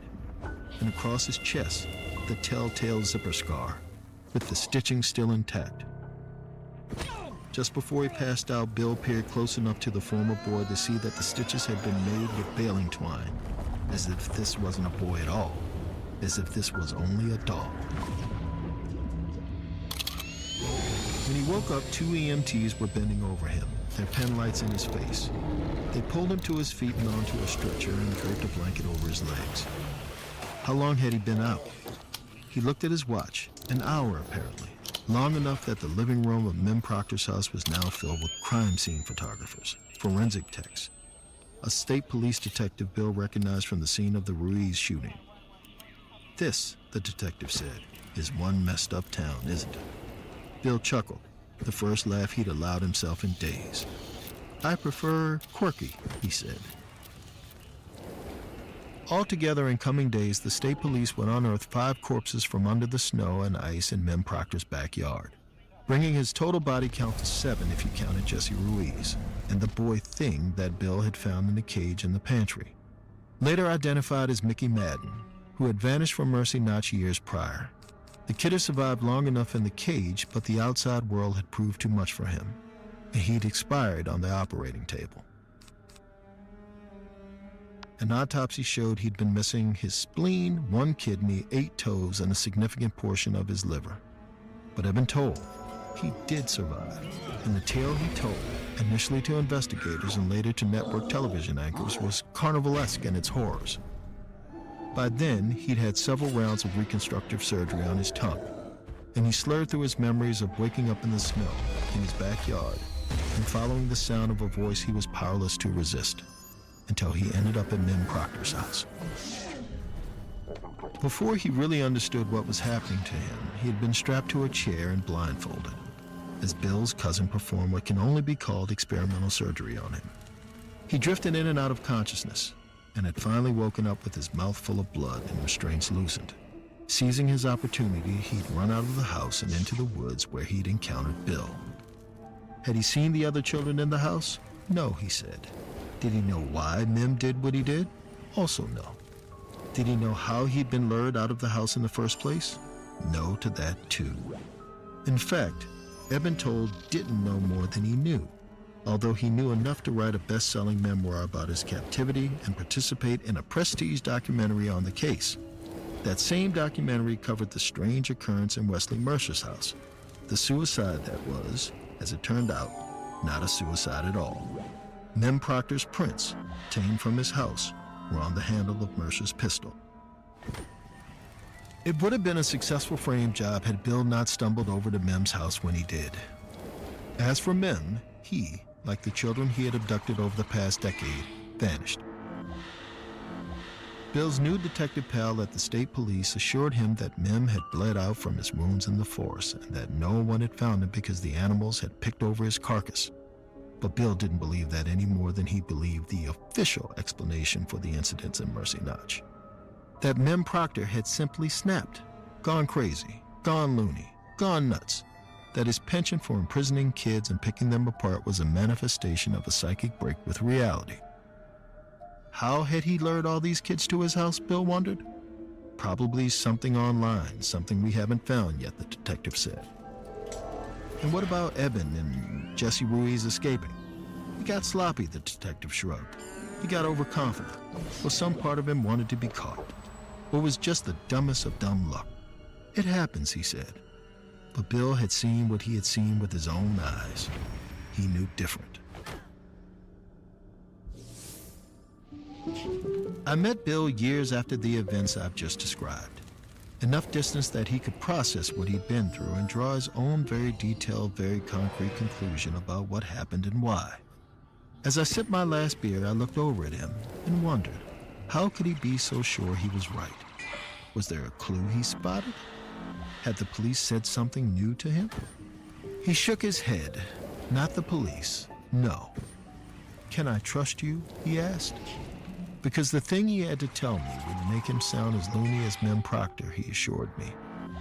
It involved a little old man in a town up near the Canadian border about 2 hours from Mercy Notch. This old man was something of a local legend. He claimed to be in touch with all manner of the occult and to have substantial documentation on all matter of modern and ancient monsters. Bill, ditching his uniform for civilian clothes lest anyone see him, had gone to pay the guy a visit. And the guy, as advertised, was wizened and small. He sat behind a large pile of books with yellowed pages. He listened as Bill told him about Mem Proctor, blinking his eyes vigorously, and then said one word: vampire. Not the type of vampire Bill had seen in the movies, not Dracula. A real vampire, a person who decides he can prolong his life by feasting on the life force of others, preferably the young.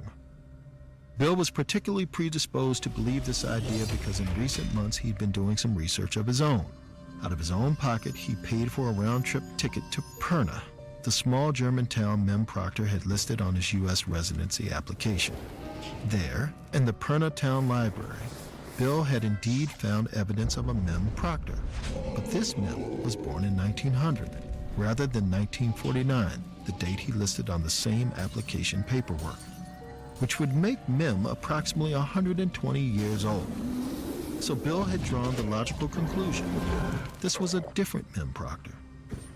Then came a kind of accidental discovery. As he was leaving the library, he happened upon a book sticking halfway out of the shelf. The spine bore the phrase, National Socialist German Workers' Party, followed by a date, 1943. Pulling the book off the shelf, Bill saw that it was a kind of yearbook for the local Nazi party as it existed in 1943.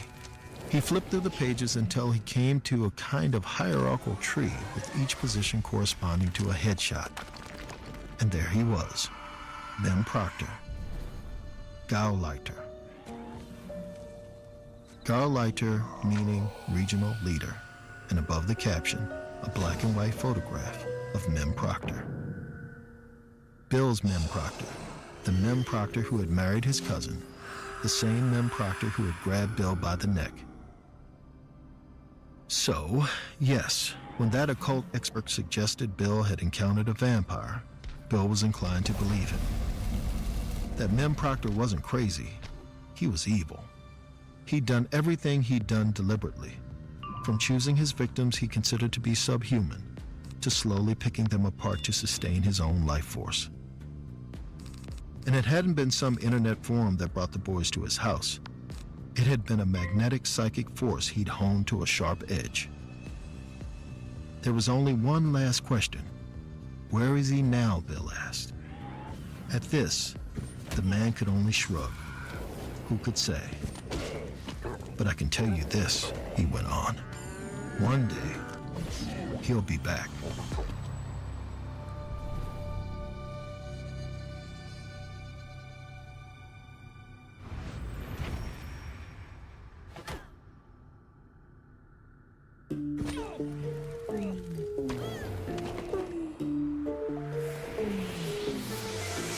Run Fool is a production of Ballin Studios, Campside Media, and At Will Media. It is hosted and executive produced by me, Rodney Barnes.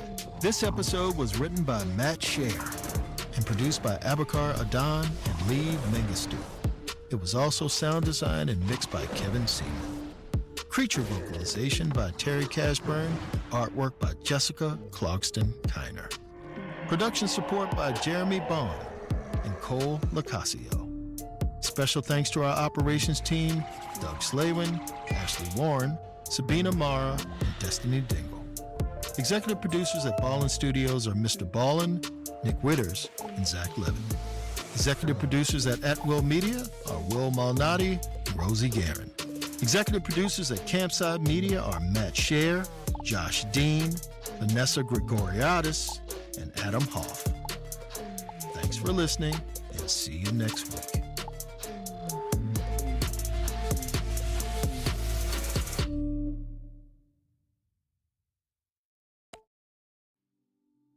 If you remember how powerful it felt to snap a hot pink Razr flip phone shut after getting off the phone, you're a millennial. And if you're a millennial, it's time to add Clarins Multi-Active Cream to your daily routine. Rooted in nature and innovated with science, Clarins has a long legacy of creating industry-first, plant-forward products. Using a skin charger complex made of 2% niacinamide and sea holly bioextract, Clarins Multi-Active Cream has been clinically proven to target the first visible signs of aging by smoothing lines and wrinkles, refining pores, evening tone and texture, and strengthening the skin's moisture barrier.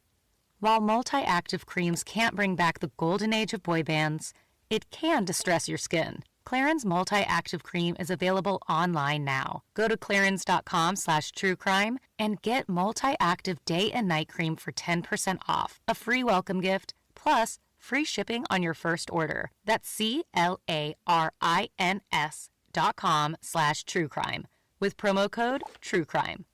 clarins.com/truecrime with promo code TRUECRIME. Imagine the softest sheets you've ever felt. Now imagine them getting even softer over time. I'm here to tell you about Boll & Branch sheets. In a recent customer survey, 96% replied that Boll & Branch sheets get softer with every wash. They're made from the rarest organic cotton and designed to get even softer over time. Try their sheets with a 30-night guarantee, plus 15% off your first order with code WONDERY. So head to BOLLandbranch.com today. Exclusions apply. See site for details.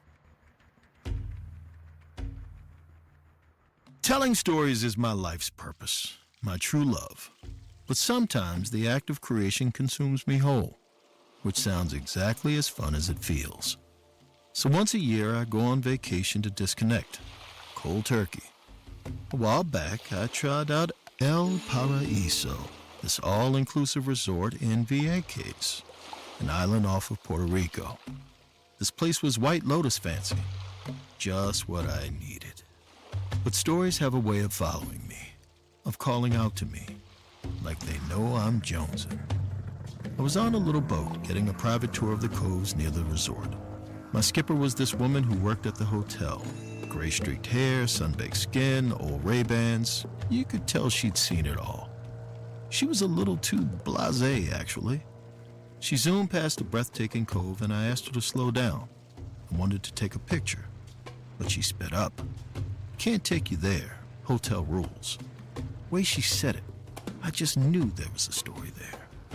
Before I could stop myself, I asked, why? She sighed. Last man who went there never came back. Okay, Rodney, I said. Resist. Don't relapse. But of course, I blurted, what brought him out there? She spat, bitter. Love, or so he thought. Well, that was it.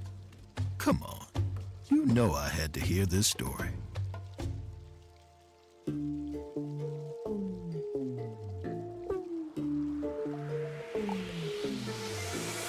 You're listening to Run Fool. I'm Rodney Barnes, and this is episode 18, The Mermaid.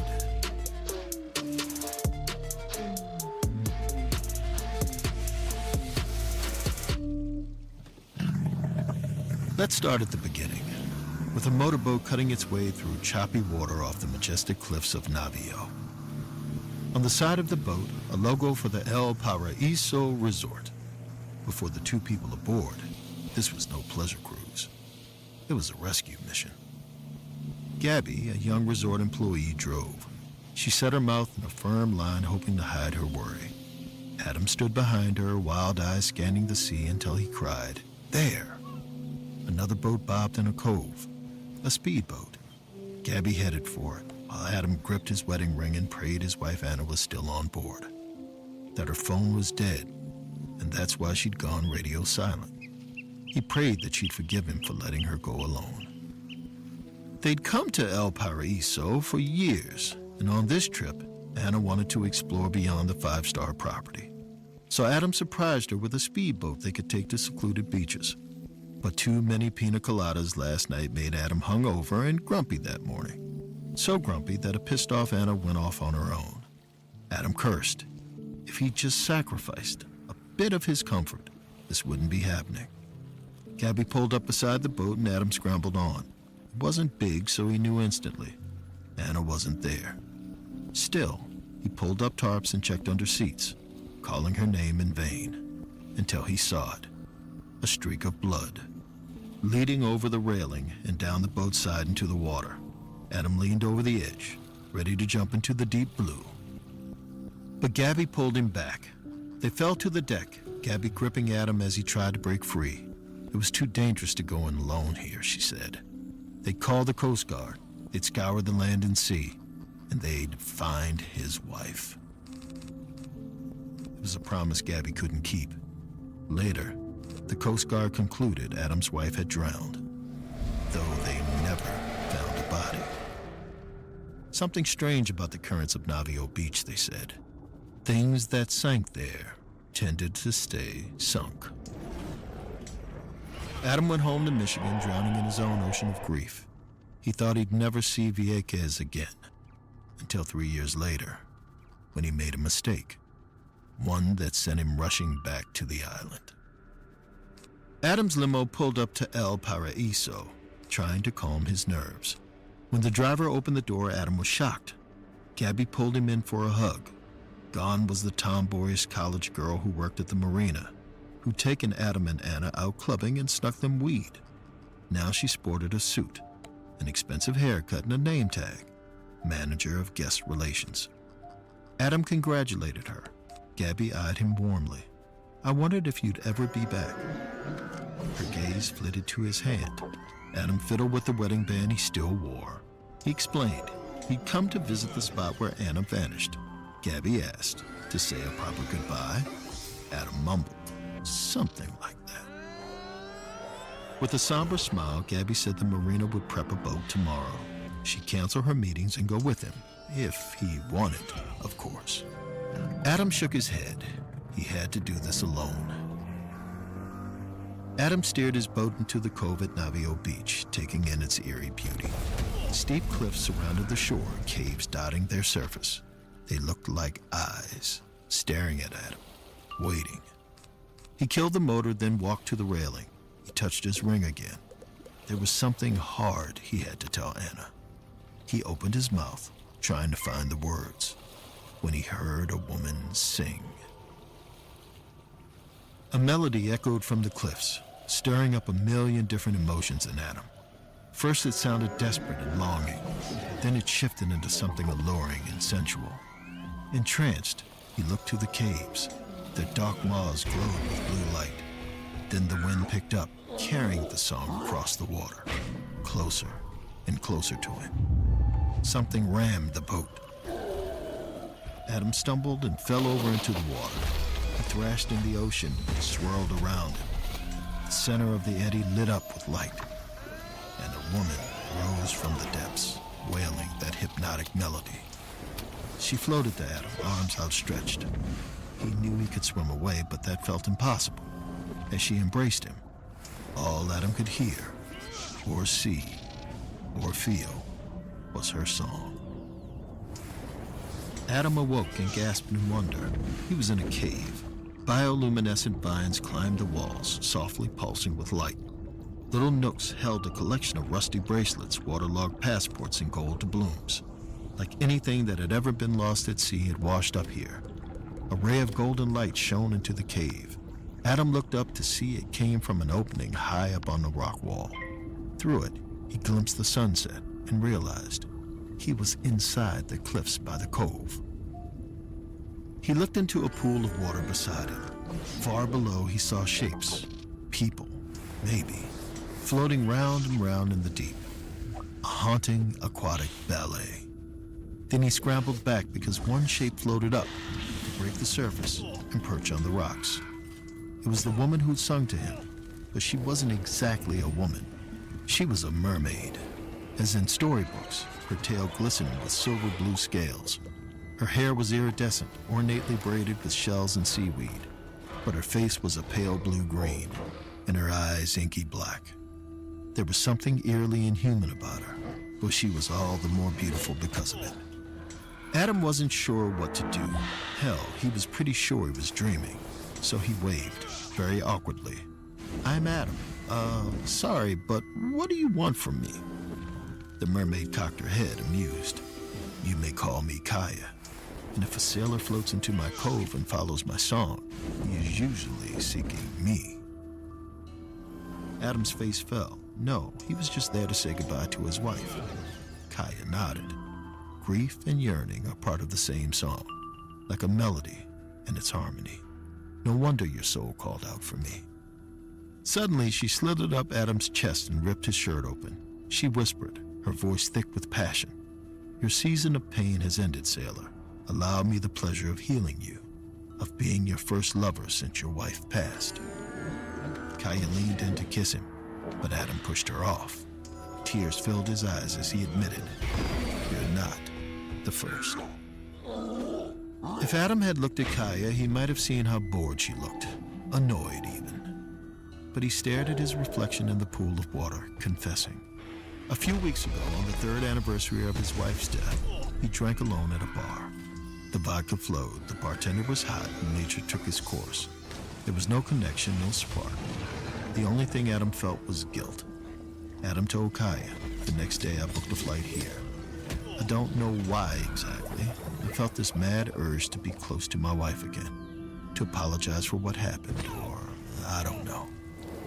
Kaya blinked her black eyes. "No, you came to punish yourself, because you can't accept the idea that you deserve to love again, even though I know she'd want you to."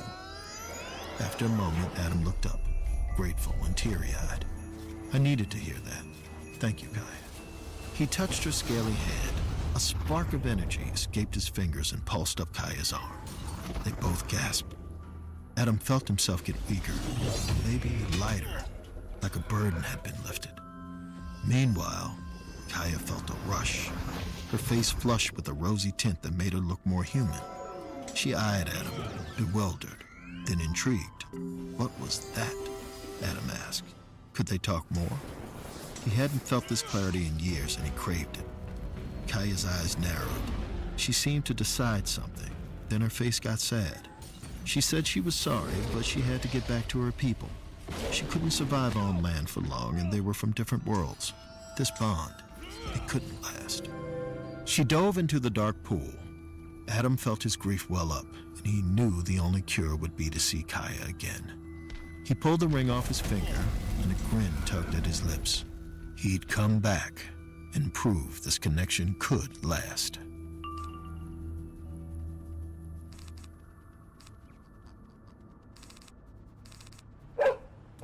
You hear that? Your dog knows. Spring is coming sooner than you think. But the warmer weather also means that fleas and ticks are coming back. Fleas are an itchy nuisance and can easily get into your home, furniture, and beds, which can be terrible.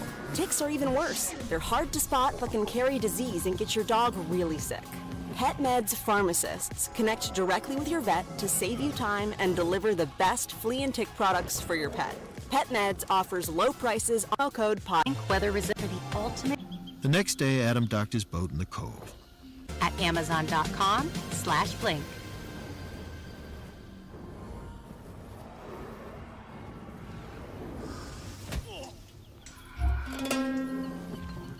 The next day, Adam docked his boat in the cove. He climbed the narrow path that snaked up the cliffs and tried to remember which cave opening led to Kaya's sanctuary.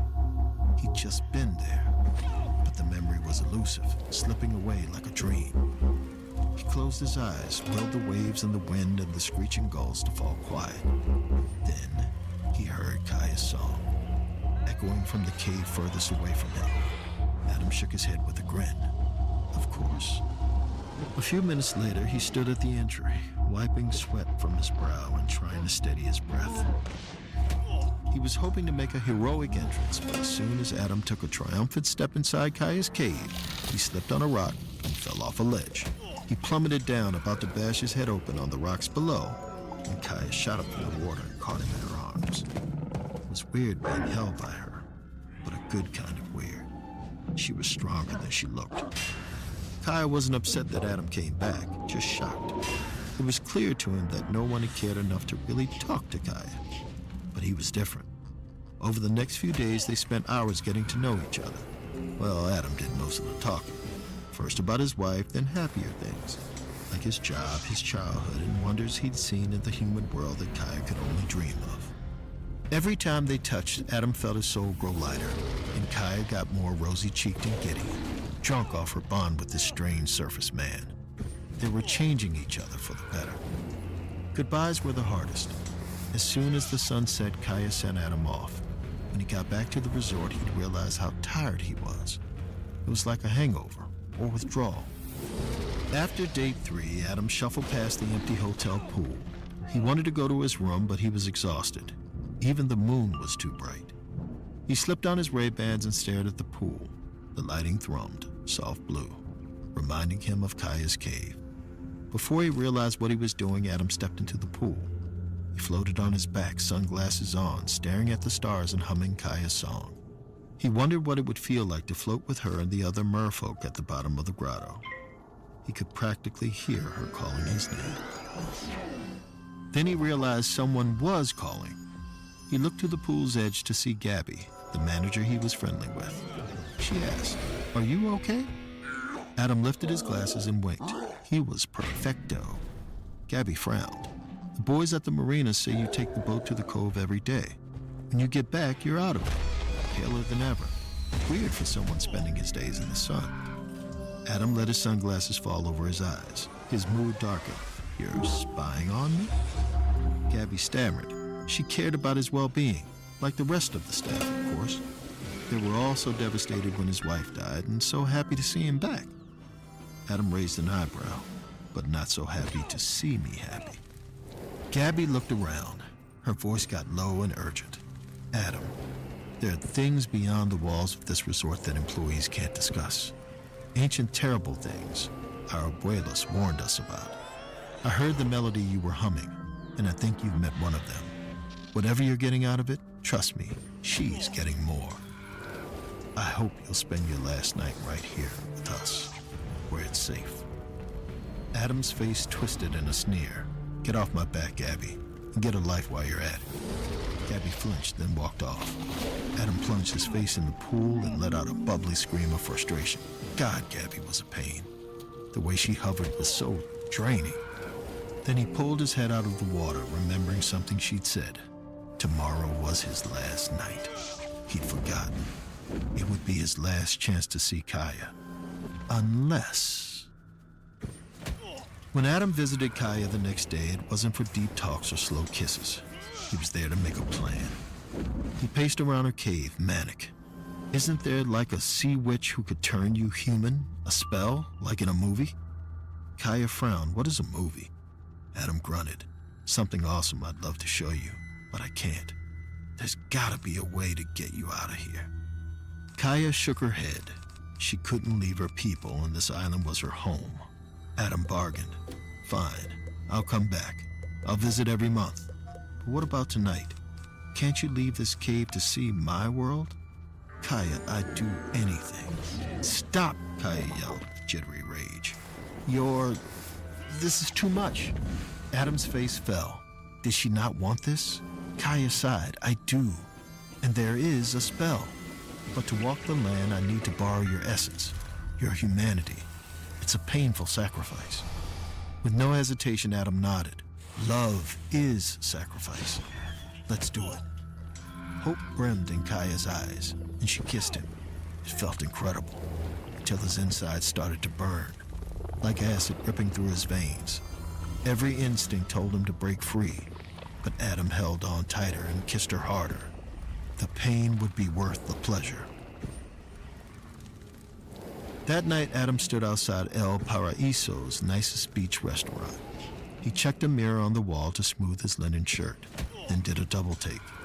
There was a gray streak in his brown hair and crow's feet around his eyes. Kaya wasn't kidding about the spell's toll, but it would be worth it, right? Adam? Hearing his name, he turned and gasped. Kaya walked up from the shore. Yes, walked. On human legs, wearing a silver blue dress that sparkled like her scales used to. Her eyes were brown, not inky black, and her hair was a crown of curls. She was glowing. Adam knew his sacrifice was definitely worth it. Adam and Kaya sat at a table with the nicest view. Not a beach view, though. Kaya was sick of water. She wanted to sit in the middle of the room and take humanity in. The waiters rushing by reminded her of sharks cutting through the waves. The screaming kids running around were just like a school of hyperactive guppies. And the tipsy old grandpas who stared at her with foggy interest? Old randy sea turtles. When Adam poked her and handed her a glass of water, Kaya broke from her daze and recoiled. No, I'm sorry. If any water spills on me, the spell wears off. Wouldn't want to trip anyone with my tail or scare anyone to death. Adam laughed. So it's splash rules. Got it. Kaya looked confused. Adam nuzzled her cheek. It's a mermaid movie. We'll watch it later in my room. He leaned in to kiss her when he heard a chair creak. They turned to face Gabby. Taking a seat at their table, her face ashen. Adam didn't know what to say, but Kaya put her hand out. I'm Kaya. Gabby ignored the gesture. She spoke in a tone so polite that nobody around her would guess she was upset. But Adam heard the fury beneath her facade. Oh, is that what you're calling yourself now? Kaya? Kaya looked to Adam, confused. Adam hissed at Gabby. What was she doing? Gabby said it was simple. She was here to remove Kaya without causing a scene. She smiled, icily professional. You're bad for business, and worse for my friend. You're not welcome here, even if you do have legs now. Scared, Kaya asked Adam if she should go. He squeezed her shoulders and told her it was all right. Gabby was clueless. Gabby scoffed. Adam, you've aged a decade and a night. This isn't love. You're addicted to each other, and she's using you up. Gabby couldn't help slamming the table in anger. Adam squared his jaw. Gabby, if you don't leave us alone, I'll have your ass fired. Whatever you think you know about Kaya or me, doesn't matter. To everyone else, we look like a couple in love, and you look like a stalker who's ruining our night. Gabby took a deep breath. Then I guess everyone has to see the truth. She stood, grabbed the water decanter on the table, and splashed it all over Kaya. The water hit Kaya and she screamed. Her eyes went black and her voice echoed and warped, multiplying like a shrieking chorus. Guests stood in alarm. But the real panic started when Kaya bucked against the table and broke it in half. Her muscular tail ripped through the wreckage, flailing wildly. People scrambled out of the restaurant, trampling each other on the way. Hotel security rushed in, but they fell back when they saw the horror that awaited them. A monster had come to paradise, and all Adam could do was watch. He froze at the sight of Kaya, writhing on the ground, gasping for air as scales sprouted across her skin, bursting like blisters. Gabby, on the other hand, wasn't frozen. She grabbed a steak knife from the table and plunged it into Kaya's tail. Kaya screeched, trying to get away. Then she stopped, growled with hunger, and lunged up to latch her lips on Gabby's. There was an awful sucking sound, and in seconds, Gabby aged 30 years. Kaya was draining her life away, and Adam had to stop her before she did something unforgivable. He tackled Kaya and ripped her off Gabby. Kaya's body jerked, crackling with energy as it rearranged itself. Her tail ripped in half, and she staggered up on misshapen legs. She shot Adam a betrayed look, her eyes weeping inky tears. Then she tripped towards the beach. Adam moved to follow, but he felt a death grip on his wrist. Gabby shaking her head. No. Adam felt anger and pity. Why didn't you just leave me alone?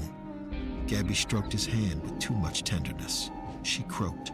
Why do you think? Adam gently pulled her hand off his wrist and told her he was sorry. Then he ran after Kaya. His wild eyes searched the shore, but he couldn't find her. He'd lost one love to the ocean. It couldn't happen again. Adam stumbled into Kaya's cave, calling her name. All he heard was her voice echoing. He scrambled to the pool of water, squinted and saw those figures floating in circles at the bottom. Kaya's people. Her world. The one he'd ventured into to get her back. Adam dove into the pool. He didn't know how long he'd be able to hold his breath or how he'd explain what he wanted to the other merfolk. But as he delved deeper, he realized he wouldn't have to. Because those figures swirling down there, they weren't merfolk. They were bodies, shriveled up like someone had sucked the life out of them. The scariest thing about the husk was their smiles. Each corpse had a rictus grin, like they died in utter bliss. Adam got caught in a current that brought him into the swirling mass of victims. He rammed against a Taino tribesman, a sailor, a pirate, a man in a Coast Guard uniform, even a woman who looked like his wife. Adam screamed. Foul water invaded his throat. He clawed upward, limbs kicking through the woman-shaped husk until he tore her apart and broke free from current. He surfaced in the cave. Kaya sat at the edge of the pool, her torso and tail streaked with ink-black tears. But Adam had no sympathy. He leapt out of the water, furious. Were all those bodies down there all her victims? Or did other merfolk do this? Kaya shook her head, her eyes dull. There are no others. Only me and the curse of my hunger. Adam got quieter. Then why not just kill me? Why make me fall for you? Kaya shrugged. She'd meant to seduce Adam and drain him the day they met. But he surprised her. He didn't give it up fast, like the drunk pirates who once sailed these shores. He made her work for it, made her listen, till a spark lit inside her, a rush she'd never felt before. So she played coy to make him pursue her, to draw out the seduction and wring him dry. But somewhere along the way, she'd stop pretending. Adam's eyes widened with hope. So you do love me? Kaya burst into a rant. I don't know. I feel better when you're around, but I'm terrified of what happens when you go. I pity you for letting me control you, but I'm not sure I'm in control either. I want a bit of you every day, forever, but I consume you whole and die happy right now. Is that love, Adam? Why would anyone choose to feel this? Does it even matter when your world wants me dead? Adam took her hand and promised they'd make their own world in this cave. She could drain a little of him every day if she gave him a chance to recover. He'd feed her as long as he could. He didn't mind the sacrifice. Adam wrapped his arms around her and asked, "Could you love me like that?" Kaya stroked his cheek. I could. Then her eyes turned black. But I'm just so hungry. Kaya clamped her lips over Adam's. His screams echoed in her mouth as she drained him whole. In seconds, he was a husk, and Kaya was delirious with energy and vitality. She dove into the pool with Adam's remains twirling around with him. Then she let his body drop. Down, down, down, until it joined the other husks in their ballet of death.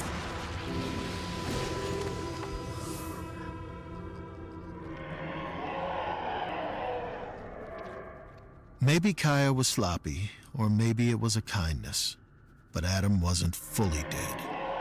He had just enough life left to look up at Kaya, swimming and singing her song again. His shriveled mouth parted in a soft grin. He'd done that. Kaya was happy, full of love, and totally satisfied, at least for now. When the skipper finished her tale, she took her sunglasses off to wipe away a tear. I noticed that her eyes seemed younger than her weathered face. That's when it clicked. I put a hand on her shoulder. "Gabby, did you ever try to find him?" She shook her head. Adam loved that monster, and it doomed him. I loved Adam, but I won't make the same mistake. I sacrificed a lot, years of my life gone in seconds, to show him I cared. It didn't matter. So I quit love before it was too late. I thought about her words, tried to make myself feel less sad by cobbling a lesson out of them. Something like, there's a time to chase love and a time to let it go. Or, Find out more about your local homicidal mermaid before you invite her up for surf and turf. But honestly, I got distracted. See, I swear, I heard singing, calling out to me from the cove, beckoning me into a story I might not survive. Until Gabby tapped my shoulder and handed me a set of noise-canceling headphones. I thanked her. She shook her head, then promised me she'd get me back to the hotel, safe and sound.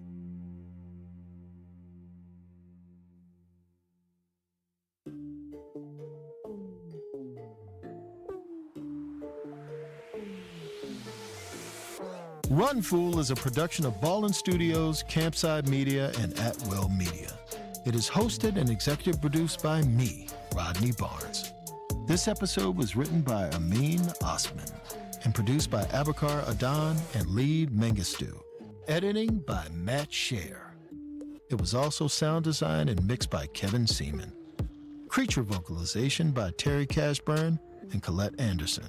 And artwork by Jessica Clarkston Kiner. Production support by Jeremy Bond and Cole Lacasio. Special thanks to Lindsay Kilbride. Special thanks to our operations team, Doug Slavin, Ashley Warren, Sabina Mara, and Destiny Dingle. Executive producers at Ballin Studios are Mr. Ballin, Nick Witters, and Zach Levitt. Executive producers at Will Media are Will Malnati and Rosie Guerin. Executive producers at Campside Media are Matt Scher, Josh Dean, Vanessa Gregoriadis, and Adam Hoff. Thanks for listening, and see you next week.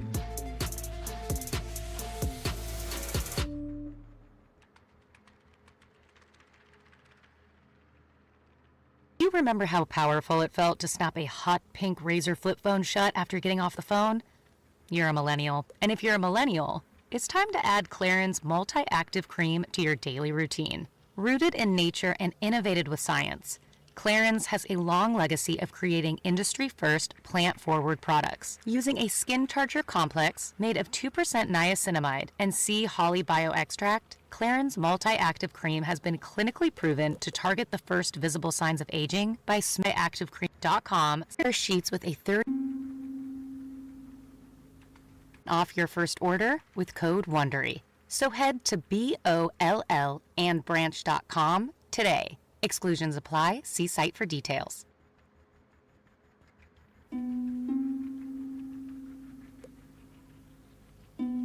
There's a group of guys I grew up with in Annapolis. None of us had it easy. Some had trouble in school. Others had trouble with the cops. A lot of us were missing our dads, and we were pretty ungrateful for our moms, who juggled multiple jobs to keep us fed. But we had each other, and I think that's why we all found a path to a better life. Every few years, we'd meet up back at home at a nice restaurant to drink, joke, and show off pictures of our kids. What we don't talk about is the other guys we knew who didn't make it. But sometimes, the past catches up with you. The last time we met up, we just popped open a bottle of red when my buddy looked out of the window. He went pale and asked, "Is that Simon?" A disheveled man shuffled on the street trying to chat up strangers. Once I saw his yearning eyes, I knew it was him. Simon was like a kid brother to us, a 15-year-old kid brother nobody wanted. He was needy and earnest like a sad clown, and he clung to us like a barnacle. We tolerated him, but hell, even if we'd bullied him, he'd probably thank us for the attention. Simon's dad always had a get-rich-quick scheme and never had a job. Simon's mom was working on a nursing degree, but her real passion was being in a bad mood 24/7. The year after my crew graduated, Simon's dad ran off. Poof, no goodbyes. His mom worried about keeping her son on the straight and narrow, so she moved to a small town outside of Frederick, Maryland. It was supposed to be a fresh start, but Simon fell in with the wrong crowd.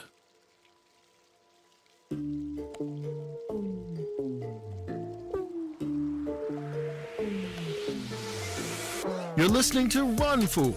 I'm Rodney Barnes, and this is episode 19, The Snallygaster Gang.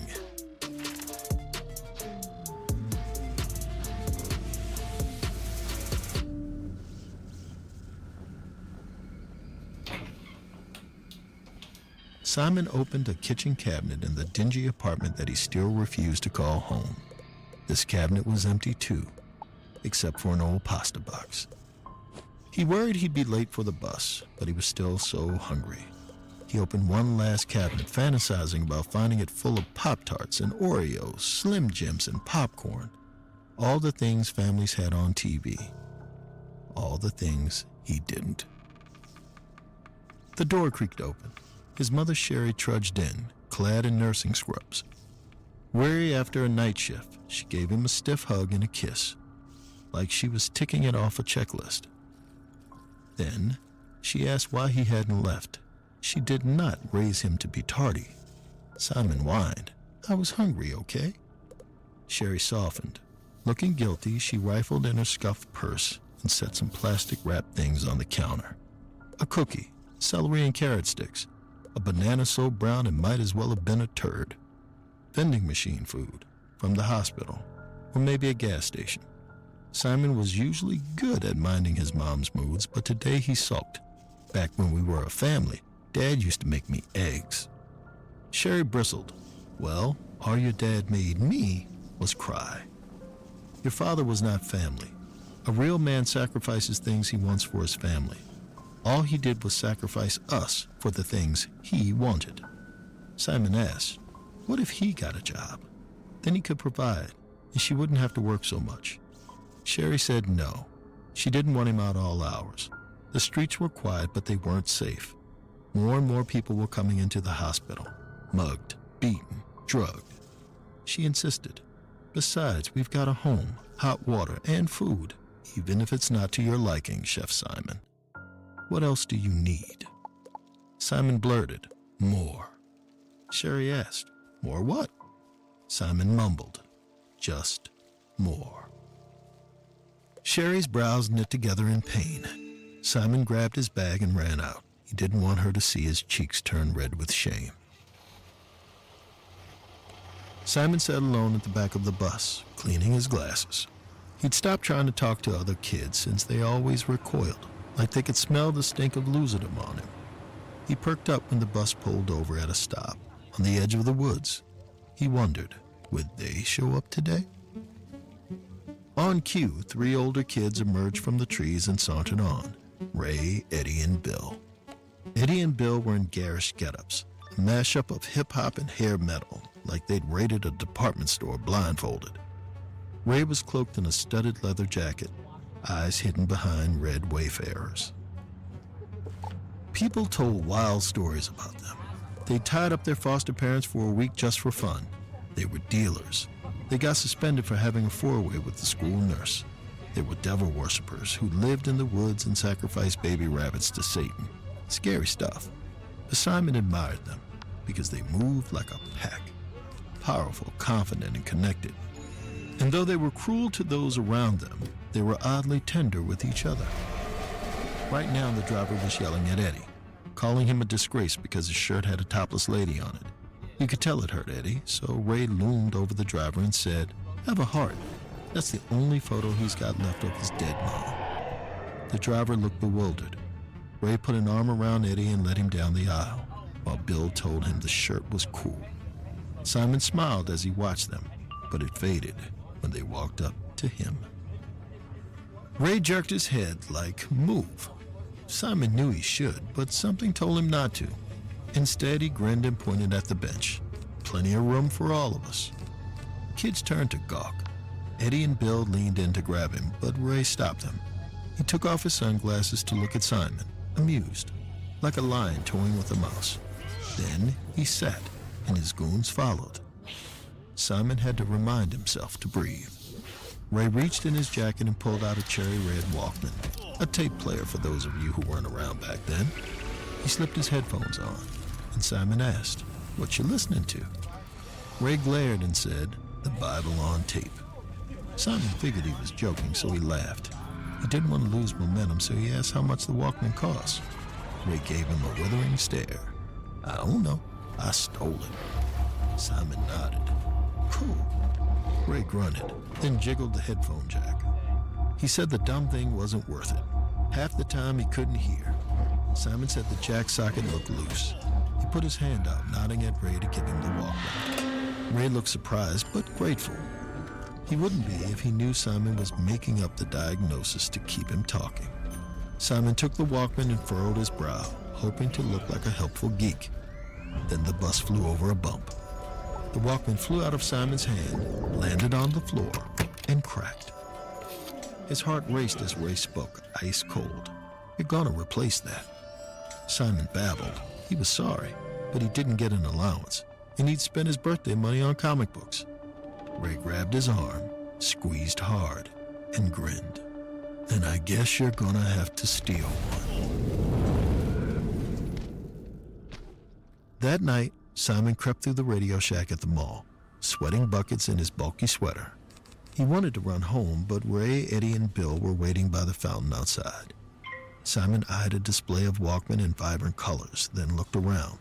There was a zoned-out guard at the door, 2 cashiers, but they were flirting in the back.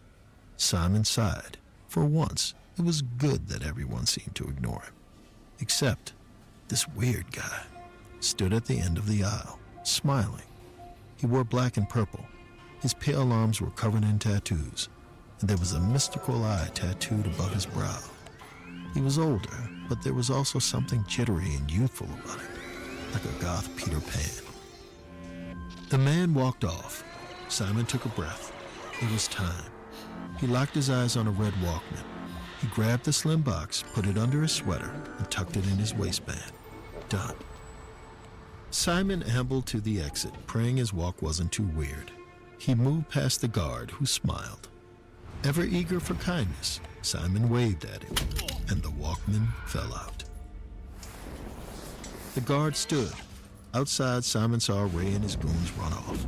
He was on his own, until the strange man he'd seen walked over to pick the Walkman up. He shook his head. "I saw you take this, boy, and it just ain't right." Simon opened his mouth to beg for forgiveness, but the man handed him the box. "The earbuds that come with it are garbage. Gotta get a good set of headphones. Say, buddy, you mind grabbing some Sonys for the kid?" The guard protested. The kid was a thief. The stranger opened his mouth and let out an ear-splitting shriek that sounded like a train whistle. The world fell dead silent, and everyone in the store went still. The stranger leaned into the guard's ear and ordered, "Get them." Stiff as a robot, the guard went off and brought back headphones. His face contorted in agony, every fiber of his being telling him to stop. But he handed them to Simon. Using the same eerie voice, the stranger said, "Laptop." The guard fell to the ground. Simon looked up and realized the stranger was gone.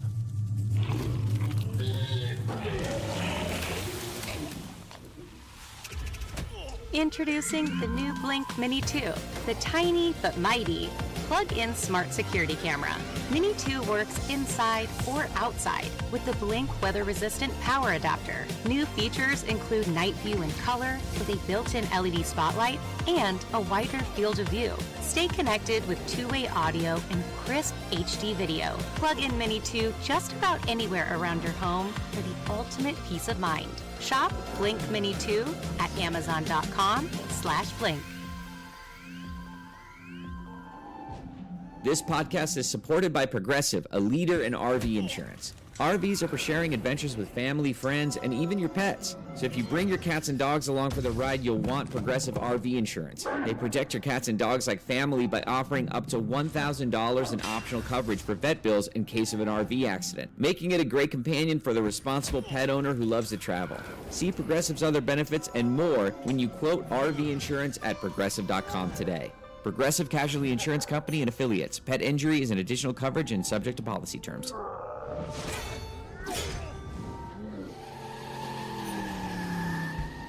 Simon scrambled out to the parking lot, where he was almost run over by a black convertible. It stopped, purring with menace. Simon saw that the stranger was at the wheel, with Ray beside him and Eddie and Bill in the back. He cried, "Wait!" He ran to hand the stolen Walkman to Ray, who looked surprised.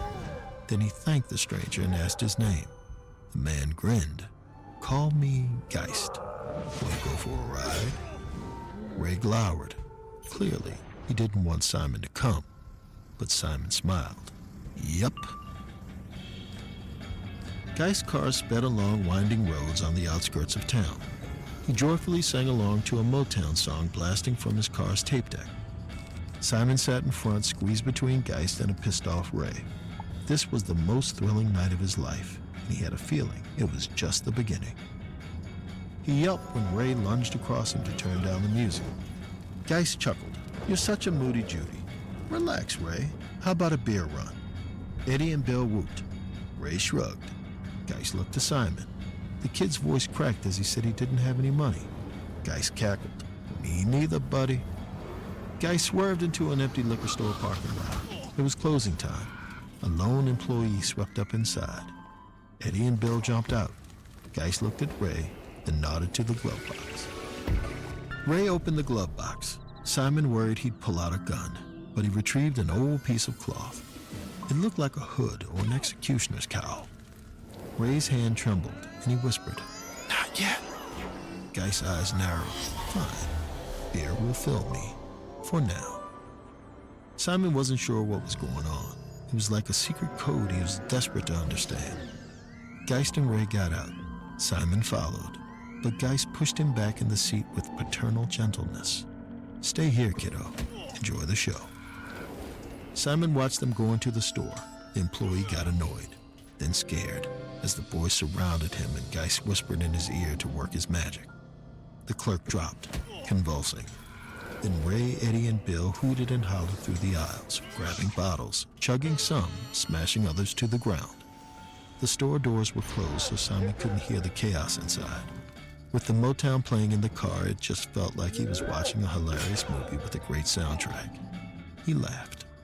Until he saw a second employee creep out from a back room, nervously loading a shotgun, headed for Ray. Geist and his boys couldn't see her, and Simon knew he had to act fast. He slammed the car horn. Geist's eyes shot up. Simon pointed. The gang turned to see the employee take aim. In a panic, Ray looked across the store at Geist. Geist rolled his eyes, then jerked his head. "Duck." Ray dropped, and Geist broke into a run. Simon was stunned to see the older man leap into the air like a superhero. He hovered, gleeful menace burning in his eyes. Then Geist pounced on the employee, ripped the gun from her hands and knocked her down. Simon couldn't see exactly what was happening, but he saw the rifle go up and down in Geist's grip. The way the rifle got bloodier each time it came up, Simon knew Geist was using it to give her a serious beating. Ray crawled away, unable to watch. He was horrified, but Simon wasn't. It was the coolest thing he'd ever seen. Geist told his crew to stay behind while he drove Simon home. When Simon protested, Geist said, "You don't want to be a sleepy Simon at school tomorrow, do you?" Simon laughed. Geist was odd, like a devil and an angel on his shoulder. He wanted to ask where he'd come from and why he was doing this, but he figured any answers would raise more questions. He was just going to enjoy the ride. They parked at Simon's apartment. Geist pulled out the stolen Walkman, then grabbed some tapes from his dashboard. He handed them to Simon and said they were his. Simon protested. The Walkman was Ray's, but Geist insisted. He'd earned it. Simon felt a rush of warmth and asked if he could ride with them again. Geist shrugged, a twinkle in his eye. "I guess that depends on what the boys think." Simon barely slept, but he didn't feel tired in the morning. He felt pumped. With Geist's tunes blasting on his Walkman, he packed his school bag and went to the living room, where he saw his mom was home, frying up some eggs. Simon cautiously took a seat, while Sherry told him she'd switched her shifts around. She was figuring out how to provide more for him. She was excited, present, motherly, until she clocked the Walkman. "Where'd you get that?" Simon hesitated, then said he'd borrowed it from a friend. Sherry raised an eyebrow, and Simon felt a surge of anger. What, she didn't believe he had friends? Simon stood and said he wasn't hungry. He tried to leave, but Sherry rushed to the door. She looked him in the eyes and said, "Simon, things are going to change soon." Simon couldn't tell if it was a promise or a threat. He didn't care to know, so he pushed past her and walked out. He had friends to meet. Ray, Eddie, and Bill weren't on the bus. They showed up at school after lunch, hungover and irritable, and they didn't say a word to Simon. It was like last night never happened. On the ride home, Simon sat near them and tried not to look pathetic. When the bus stopped by the woods, the guys got up. Simon prayed for them to notice his existence, and his wish came true. Ray turned back, sighed, and cocked his head. Come on. Simon walked with the guys deep into the woods. Eddie and Bill were cheery, but Ray was withdrawn. Simon realized he still had the Walkman on, so maybe that was pissing Ray off. But putting it away would just draw more attention to it, right? They came to a clearing and Simon saw a weathered cabin. It looked old, like centuries old. Simon asked Ray if Geist lived there. Ray just walked off. Simon followed him to a sudden drop that looked out over a deep pit. Ray was still ignoring him, and Simon couldn't stand the cold shoulder. He blurted, I'm sorry, okay? I don't know if you're mad or if you just hate me. But here, take this. It's yours. Simon held out the Walkman. Ray stared at Simon, radiating disgust and pity. He looked at the pit, then grunted. Eddie, Bill, grab his arms. Ray's goons ran up, grabbed Simon, and forced him to his knees. Ray reached into his jacket and pulled out the hood that Simon saw in Geist's glove box. Simon panicked. Was this a joke? An initiation? He could handle hazing, but he just had to know. With a pained look, Ray shoved the cowl over Simon's head. The boys began to chant. Deep into the woods we went to make a sacred covenant, a brotherhood under the beast, who helps us laugh and play and feast. But when we all get what we need, then the snallygaster feeds. A shriek echoed in the trees. Simon heard dirt shift in the pit. Then something approached. Something big and hungry. Tentacles slithered across his arms. Talons grazed his chest. He was just about to scream when Ray cried, Stop! Ray ripped the cowl off Simon's head, and he was blinded by the setting sun. He blinked and saw that Geist stood before him. He glared at Ray, Eddie, and Bill. Boys, I told you, the fun's not free. Tribute must be paid. The beast must feed. Ray protested. He's just a kid, man. Geist retorted, Exactly. You said he was a perfect tribute, expendable. Nobody would notice if he was gone. Simon's heart broke. He was just bait, a sacrificial lamb being toyed with by the pack. He was never going to be part of the family, unless... Ray was on the verge of tears. Geist, I can't do this. Simon shot up and punched Ray until he toppled. He walked to Geist, drawing himself to his tallest height. Ray can't do it, but I can.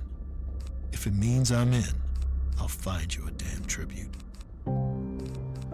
Ray parked Geist's car across the street from the gas station on the edge of town. Simon sat beside him. He looked at the convenience store. There was one employee, a woman in a dowdy uniform pulling a trash bag out of a bin, totally oblivious. Ray turned to Simon. You don't have to do this. Simon chuckled, trying to show Ray how tough he was, but deep down he was worried. He didn't know how he was going to kidnap a stranger, how he'd keep calm when he heard her screams. He looked over to the Walkman in Ray's lap, then he grabbed it, put the headphones on and pressed play. Geist's Motown mix blared in his ears, and Simon felt a rush of energy. He could do this. He got out of the car, quietly stalking to the station. The attendant was loading a garbage bag into a dumpster, and her back was turned. Simon pulled the hood from his pocket, just as she sensed that someone was behind her. Simon whipped the cowl over her head. The woman struggled. She was stronger than she looked, and Simon was weaker than he thought. So he shoved her.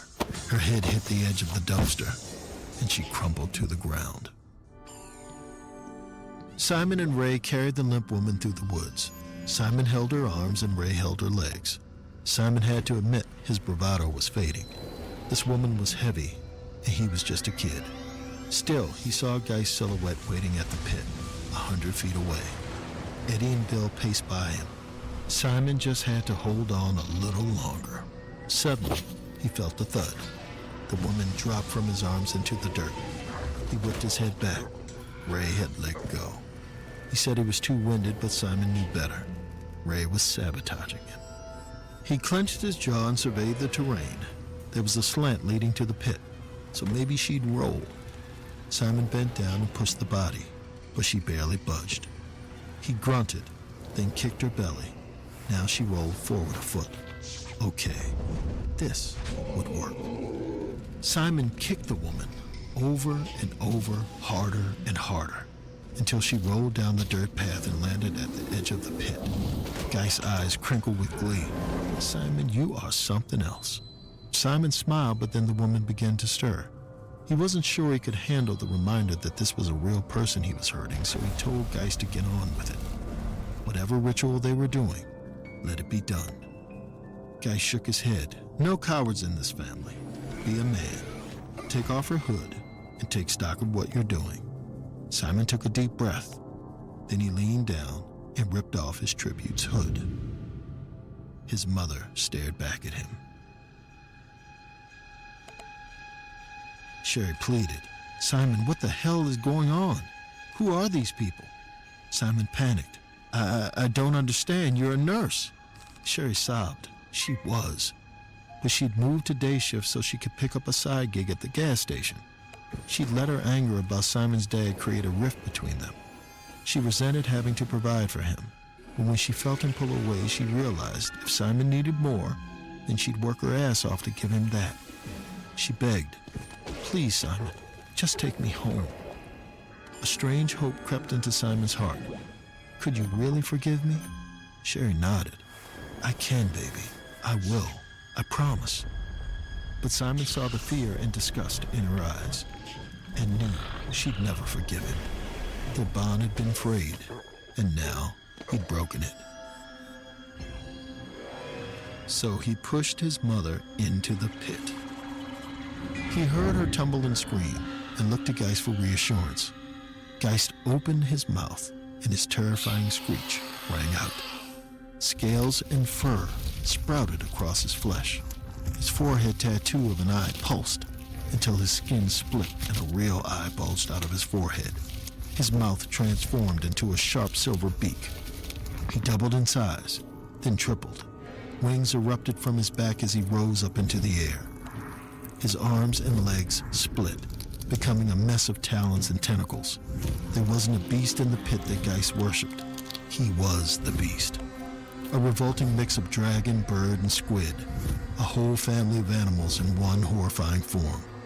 The monster flew high, then dove into the pit.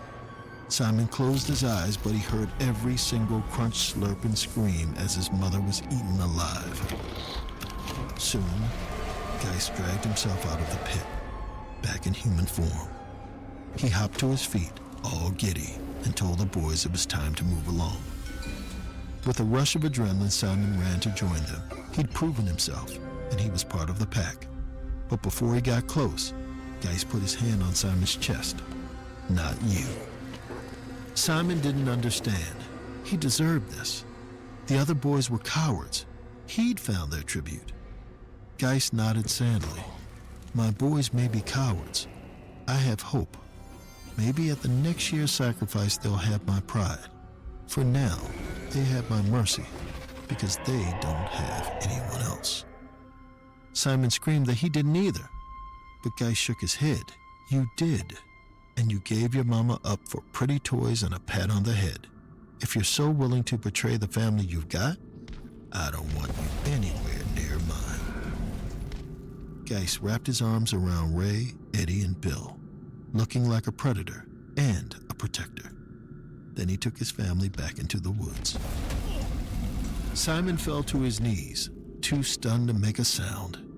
Not that anyone would hear him if he did. He was completely, utterly alone.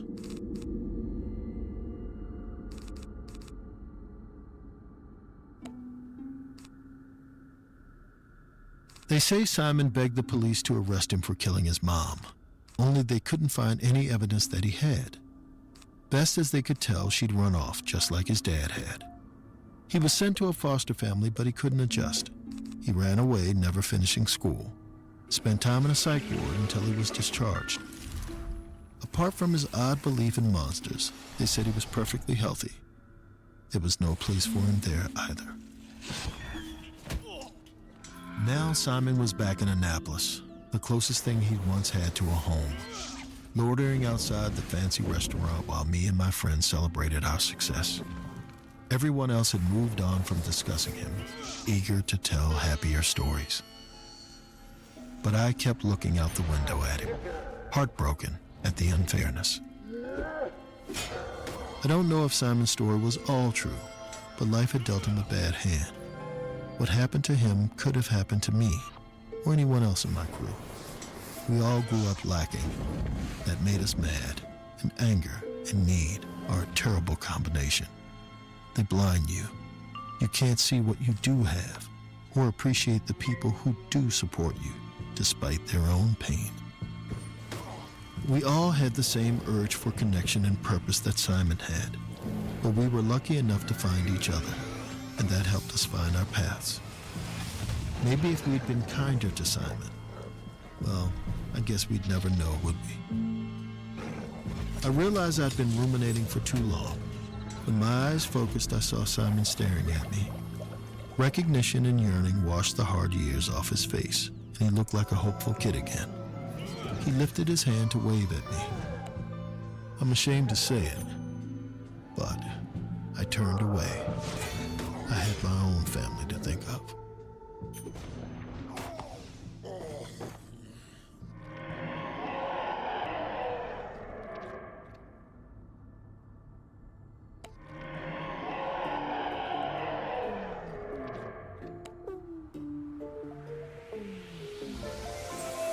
Run Fool is a production of Ballin Studios, Campside Media, and At Will Media.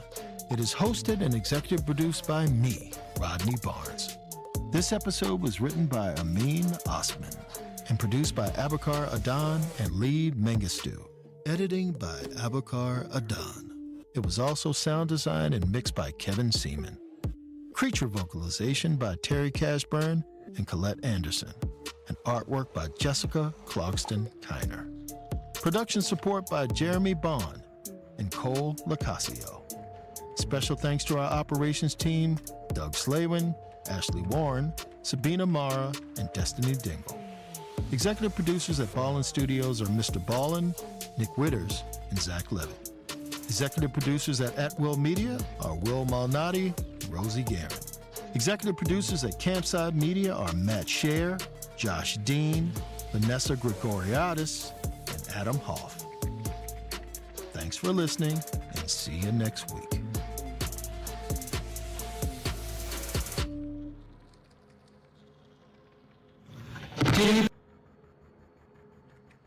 Imagine the softest sheets you've ever felt.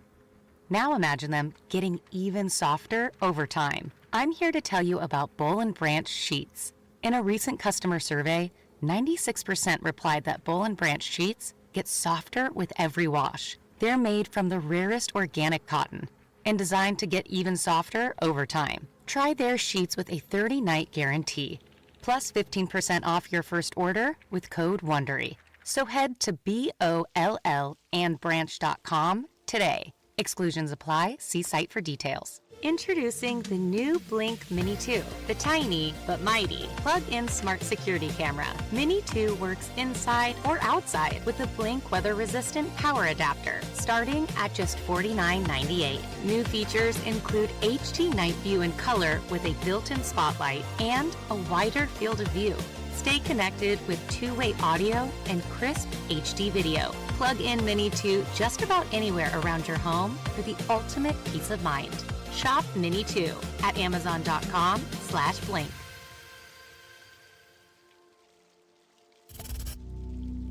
I've always considered myself a storyteller, and to give credit where credit's due, I got that gene from my grandma.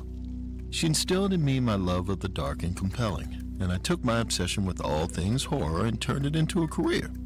Comic books, movies, TV, any format of the genre, I'd done it. But some years back, I realized there was a breed of horror I hadn't explored, one found in the darkest tunnels of the web. So I went searching, which is how I found myself down a good old internet rabbit hole. You know how it goes. I started casual, searching the web for real-life horror stories. Then one link led to another till I stumbled upon a little niche of YouTube horror creators. Their videos had clickbaity titles like What Lives in Your Walls and Disturbing Government Experiments, the kind of strange, dark, and mysterious stuff that myself and Mr. Ballin are into, and eventually led us to making this very podcast. But I'm getting ahead of myself. Anyway, I went down a wild detour of clip after clip until I found a channel all about cryptids called Monster Max. Monster Max was a duo, a couple named Maxine Moore and Shane Harris. They came face to face with these creatures, within reaching distance of actual legends, kind of like what I do, but on purpose. But the most fascinating part wasn't the cryptids they covered. Monster Max had become a part of internet lore themselves. You see, something horrific happened to Maxine and Shane, and it all started with one monster in particular.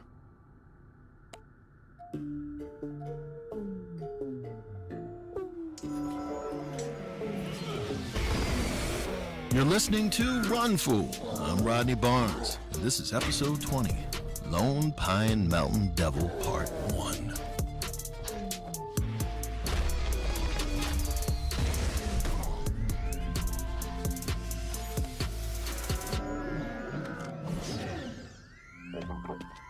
I'm no journalist, but luckily my internet sleuthing led me to one. Nicole Dawes had been a reporter for some big-name publications I won't name, and her beat was technology, especially internet culture. But when I found her, Nicole's resume looked very different. She spent the last couple of years writing on some less than reputable sites, conspiracy rags and paranormal journals. But as far as I could tell, she was the most credible source on what happened to Monster Max. So I did what any stranger reaching out to another did on the internet. I sent her a DM. Not a minute later, I got one back. The following morning, among the many open internet windows covering my desktop, Nicole Dawes' face popped up in a video chat. She was hollow-eyed and pale, a far cry from the sleek-looking headshot I'd seen. Though she looked exhausted, Nicole was razor-sharp, charming, with a quiet shrewdness. You see, I'd reached out to her with some questions, but before I realized what was happening, I was the one being interviewed. She asked me about me and my background, and soon I found out we had the same alma mater, Howard University. But before I could fluff things up with small talk, Nicole cut to the chase. She told me the story of Monster Max wasn't what I thought it was, and it sure as hell wasn't what the media reported. It wasn't the rise and fall of some internet stars, or a grisly crime story. To really understand what happened, Nicole said, I needed to know this. Behind all the screens, feeds, and live streams, Maxine Moore and Shane Harris were two people in love, slowly drifting away from each other. But in the end, it was a monster that ripped them apart, in more ways than one. It was April 2015. Maxine and Shane had been driving for 5 hours straight when a sign announced they'd finally reached their destination, Lone Pine, California. Little town, lots of charm. Little was certainly correct. As for charm, Shane figured it must have faded ages ago. Lone Pine was an old ghost town-looking place nestled in the arid valley of the Sierra Nevadas, real dusty and a little run down. Clearly, its glory days were behind it. Shane was used to that. He and Maxine went to the sort of places folks didn't usually visit. They'd spent the last few years in whatever swamp or backwoods their work took them to next. But Shane would follow Maxine to the ends of nowhere. The two had met 5 years ago. Maxine was Shane's hairstylist. But when he first walked into that salon, you couldn't have convinced that man he was looking at a purple-haired angel. He was too shy to ask her out, so every few weeks he kept coming back. He got a trim-up, then a bleach, then a buzz. He was running out of money and hair, and he still hadn't worked up the courage when Max beat him to the punch. Their first date was at an old drive-in theater to see the original Wolfman. That's when he learned Max loved monsters, and Shane realized he loved Max. They fell hard after that, and in their time together, Max got Shane into monsters too. So when she proposed the idea of actually looking for them, Shane agreed. 2 years later, their online following grew so much they quit their day jobs. And on a trip to the annual Mothman Festival, Shane asked Max to marry him. But being business partners was a hell of a lot different than being lovers. Now, they weren't just out there for the fun of it. They had their sponsors and a ravenous following to keep happy. Shane checked his phone and was inundated by a barrage of likes, hearts, and comments from their channels. He grinned. It was hard not to feel good when thousands of strangers showered you with digital love bombs. But the more their following grew, the more he needed them. Their validation, affirmation, community. The numbers became everything to him, and after today, they were going to skyrocket. Maxine pulled out the monster machine, their tricked-out passenger van, into the parking lot of a local tavern. Inside, sitting at the bar, was Hugo, their interview subject. Hugo was an older guy, bearded and bespectacled, with a turquoise bolo tie over his plaid shirt. The couple knew his type well, fellows who considered themselves the informal historians of their little-known towns. Maxine chatted him up while Shane set up their equipment. As always, she'd done her creature research, but she'd had a hard time finding much on their current subject, the Lone Pine Mountain Devil. You see, this thing's elusive. There are no photos, no video evidence. Some say it's a relic of the dinosaur age, or a demon straight from the depths of hell. And some claim it's nothing but a hoax. But that's where Hugo came in, because this guy was a Lone Pine Mountain Devil believer. As soon as Shane hit record, Max launched into it. She began by introducing the devil, then handed it over to Hugo. The old-timer described its 4 bat-like wings and rows of fangs. It was a real apex predator, he explained. It could hunt anything. Bobcats, coyotes. He'd even come across a mountain lion it killed once. Maxine leaned in. If he hadn't seen it himself, she asked, how could he be sure that it was the mountain devil that killed these animals, and not, say, another mountain lion? Because, Hugo paused, I've never heard of mountain lions eating just the faces. It was just after noon when they rode out of town toward the hills. Shane typed out a reminder for their fans. Monster Max's very first live stream tonight. Be there or be monster meat. Shane sent off the promo. They were up a few thousand followers, their biggest jump in a day ever. He whooped and showed Max the phone. They were finally going to break 500,000. Max smiled, a smile Shane knew was only for his benefit. Then she chewed her bottom lip, an anxious tick. What's wrong? Shane asked. This was a good thing. It was huge. Max pulled over the van. When she raised her sunglasses, there were tears in her eyes. Shane's heart sank. She told Shane she had been thinking about it for a while, and she wanted to put Monster Max on hiatus, maybe permanently. She also wanted to put their engagement on pause. Max grabbed his hand. She still loved him, she said, but they had to do this for both of them. Shane sat for a moment, stunned. Then the anger took over. He shook off Max's hands and told her this was bullshit. They were so close to reaching their goal, and she wanted to give up on their livelihood and their relationship. And for what? It was insane, he spat. And it wasn't lost on him that this was happening now that he was a co-host. Maxine's face fell. That, she said with disgust, was exactly why. Nothing mattered to him anymore but the opinions of some anonymous mass. They'd created something that was starting to destroy them. Then she began to sob. Whatever self-righteous anger Shane felt was gone in an instant. He pulled her close and apologized. She was right, he said. He'd gotten carried away. And as soon as they left Lone Pine, he promised, they'd figure things out. Maxine wiped away tears. Okay, she said. They'd finish the Mountain Devil, then no more. Shane smiled and kissed her, half out of love, half out of relief, because he was sure that after the success of tonight's video, Max would realize they couldn't walk away and go back to dead-end jobs, not when they'd finally built their empire. And at that point, he would do better too, for her. But if Max still wanted to talk, well, Shane didn't want to think about it, but maybe it was high time he went solo. It was well into the afternoon as the monster machine wound its way through the dusty roads towards the Mountain Devil's alleged location. Their argument had set them back, and Max was worried about time. Shane reassured her that they'd be fine when, as if to spite him, the van hit an impasse. Up ahead, the road dwindled to a narrow trail. Too narrow to drive any further, they'd have to hoof it. Minutes later, they ditched the van and were hiking their gear up the trail. And as they walked further, Shane was glad they didn't ditch the equipment too.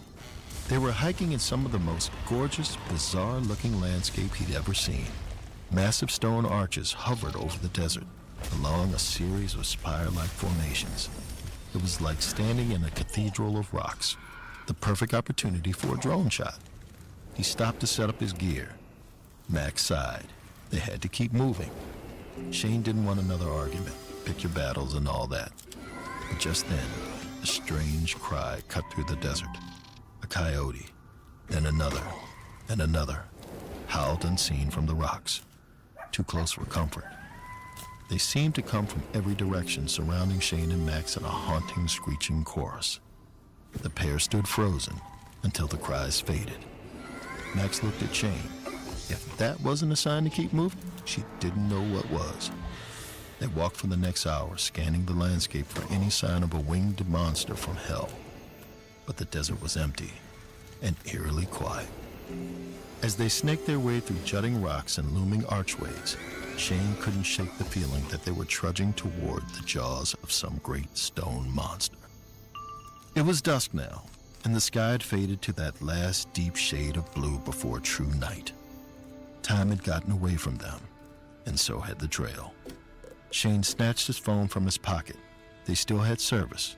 Barely, but it was there. With the signal boosters, they should be able to complete the stream and GPS their way back. He put his phone away, relieved, when the hair prickled on the back of his neck. You know that distinct yet inexplicable sensation when you think you're alone, but suddenly know you're not? Yeah, that's exactly what Shane was feeling. That's when a large rustle came from the brush. He stopped in his tracks, and Max turned to him. It was so quiet, Shane could hear the blood pumping through his body. His palms began to sweat, and he immediately thought of the pistol in his pack. He'd never used it, never had to, but now he really wished he had it in reach. His hand slowly crept to his pack. A large, muscular form shot from the grass and landed on the path on all fours. A mountain lion. It was crouched in front of them, like a linebacker, muscles tensed, eyes wild. It hissed. Shane's mind raced, trying to retrieve from the archives in his brain the protocol for mountain lions. Did they run? Scream? Behind him, Maxine answered, "Don't turn your back on it, and look big." Shane stood up taller, his body trembling. But before he could wave his arms in his best impression of some large, more dangerous predator, he noticed something. The mountain lion was panting. Its mouth was open, powerful chest heaving, and that wild look in its eyes? Shane recognized it now. It was fear. The lion stared past Shane and Max, and with a last panicked glance, he turned around and ran in the other direction. Shane and Max caught their breath and hugged in relief. But as Maxine drew back, she asked him the question he'd been asking himself. What was it running from? He didn't know, but whatever it was, they were headed in the right direction. This podcast is supported by Progressive, America's #1 motorcycle insurer. Everything is more exhilarating when you're on your motorcycle stands. Flexibility for your between jobs. After their run-in with the mountain lion, Shane moved his pistol within easy reach. There were no guarantees they'd be lucky a second time. They didn't know where they were going exactly, but something was propelling them forward. After years of tracking cryptids, they'd gotten used to tapping into that feeling. As they walked on, the sky darkened until stars winked into existence. All around them, the heavens swirled with constellations. "Do you smell that?" Maxine asked. Shane didn't smell anything, but a minute later it hit his nostrils. Something sharp, rancid. In a few steps, they both heard the unmistakable buzz of flies. They followed the sound off the trail, but it was too dark to see in the brush. Shane switched on his flashlight and gagged. Lying there, in the dirt, was a gray fox, or what was left of it. The animal had been mutilated so severely it looked deformed. Its 4 legs lay bent at unnatural angles, but otherwise untouched. Same with the chest. The rest of the body, however, was a different story. Its belly wasn't so much gutted as hollowed out. But its face was the worst part. The cartilage, the eyes, every tender bit of flesh had been peeled away. It looked as if it had been skinned alive. Shane whipped out the infrared camera and started filming. Max began chewing her lip again. She had a bad feeling, she said. They'd seen dead animals before, but this was different. Her voice trembled. "I don't think we should be here." Shane stopped recording. They used to joke that despite his stint in the military, Maxine was the brave one, but she seemed actually scared. Shane got up and put his hands on her shoulders. They were so close, he assured her. It was just a bad feeling. It'd go away. Max shook her head. No, they should go back. Shane couldn't let that happen. They didn't come this far to turn around with nothing, especially when he knew they were so close to something good.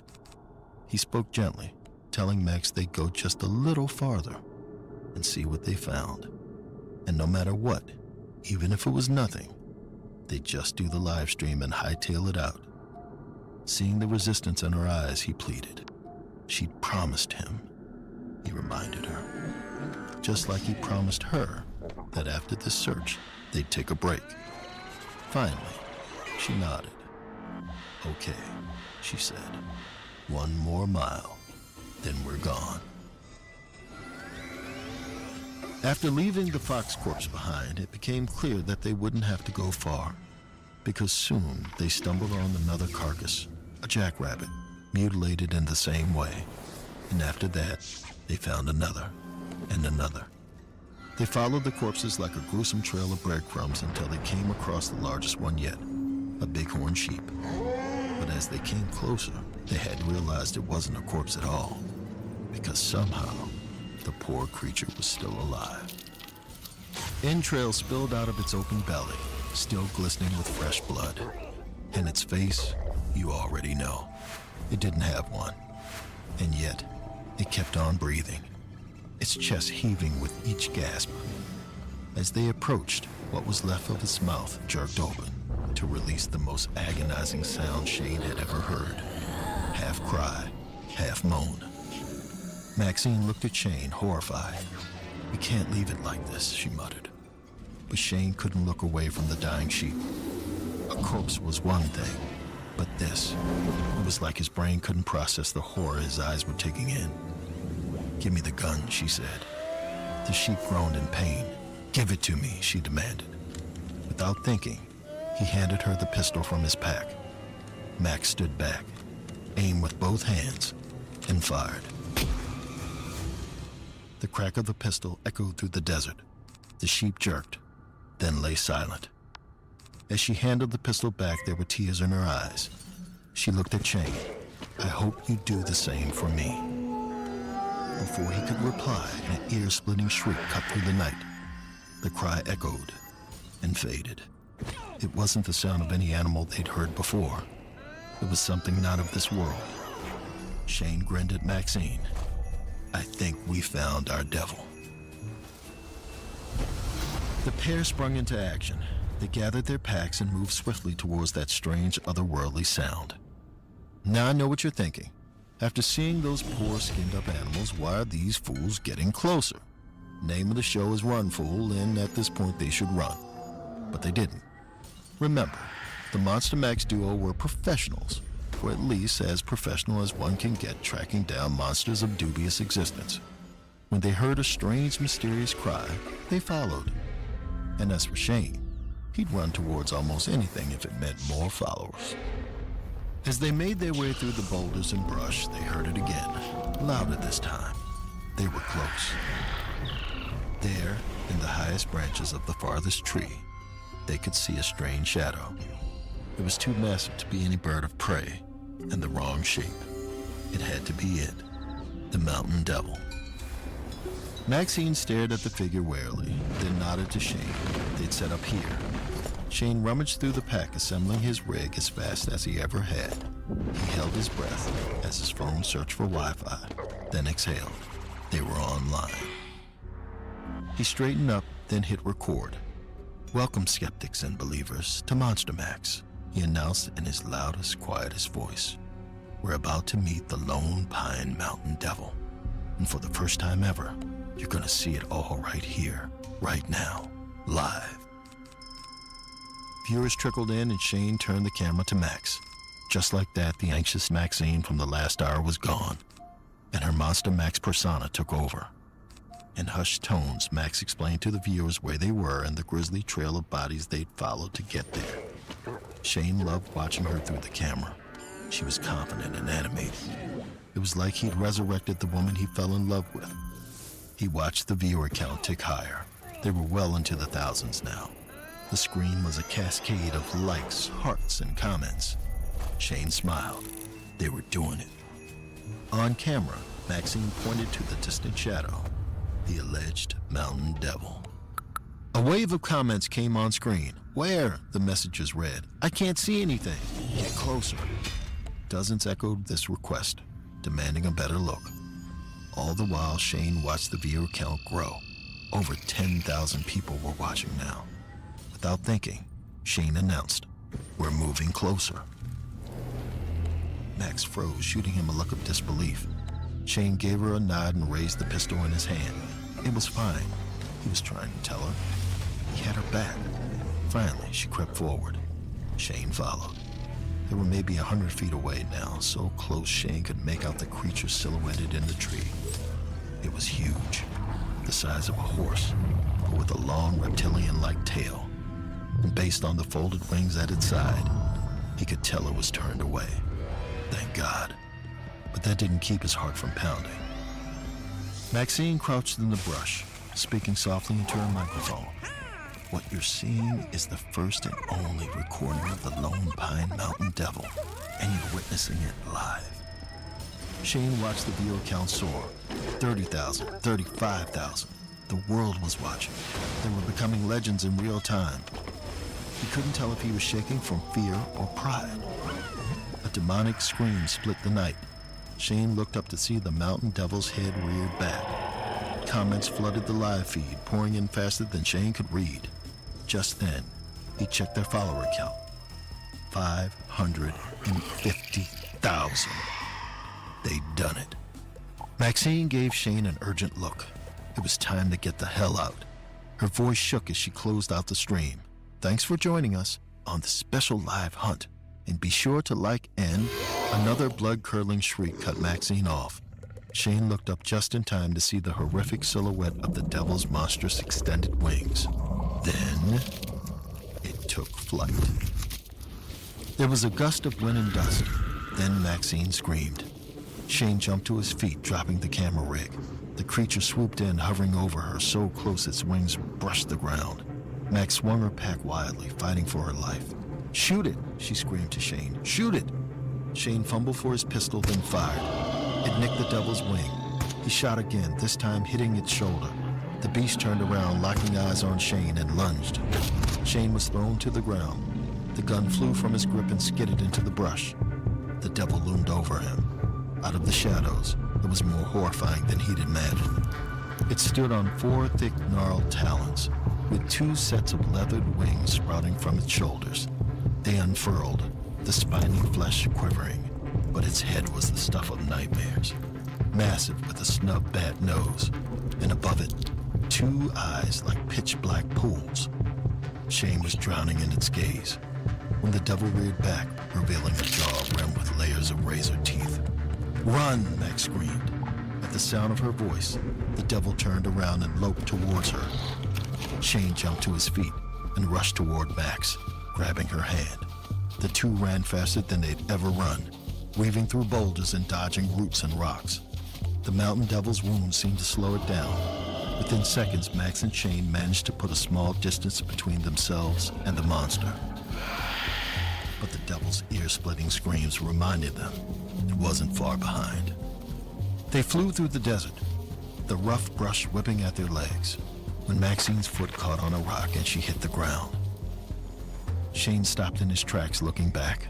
"Come on," he shouted. "Get up!" Maxine struggled to her feet but immediately collapsed. Something was wrong with her ankle. Behind her, the mountain devil was quickly closing the distance. Max looked at him, her eyes full of terror. "Shane," she began to say, before the beast descended on her. Max screamed as the devil's talons sliced through her stomach. Shane stood yards away, frozen. Maxine's agonized cries turned into one word over and over. His name. Shane. She was calling to him. But as the love of his life was torn open, all he could do was watch. Until Max's warm blood splattered against his skin. Then Shane turned around and ran. Still, she called after him. But Shane kept on running until he couldn't hear her screaming. But the horror wasn't over, because soon Shane would learn that much like the bloodthirsty beast, fate has a way of hunting you down. But to hear more about that, you'll have to wait for the next episode of Run, Fool.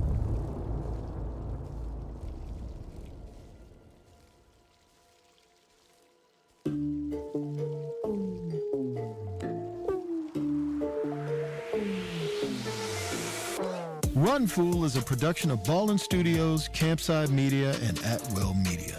It is hosted and executive produced by me, Rodney Barnes.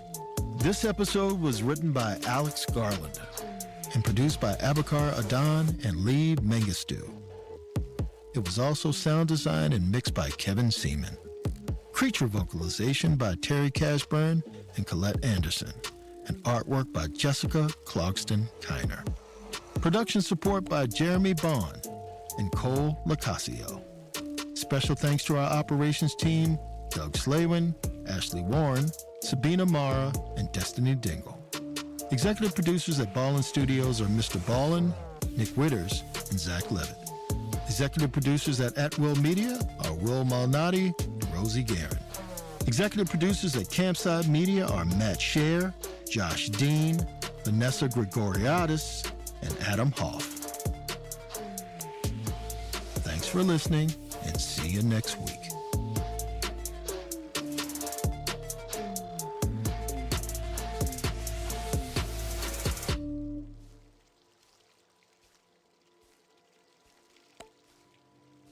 Hey Prime members, you can binge episodes 25 through 32 of Mr. Ballin's Medical Mysteries right now and ad-free on Amazon Music. Download the app today.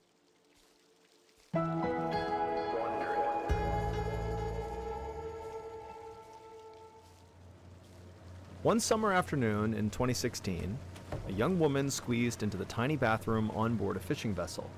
She locked the door behind her and leaned in close to the mirror to get a good look at her face, in particular her left eye, which was disturbingly red.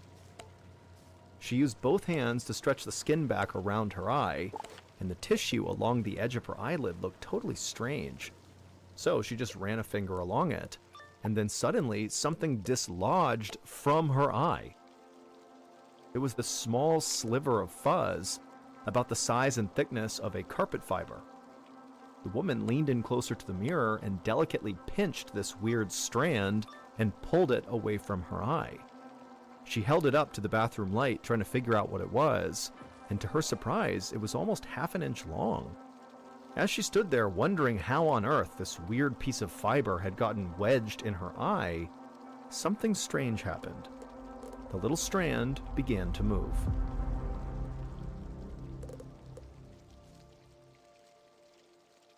Getting the smile and confidence you've been dreaming about, all from the comfort of your home, isn't a total mystery with Bite clear aligners.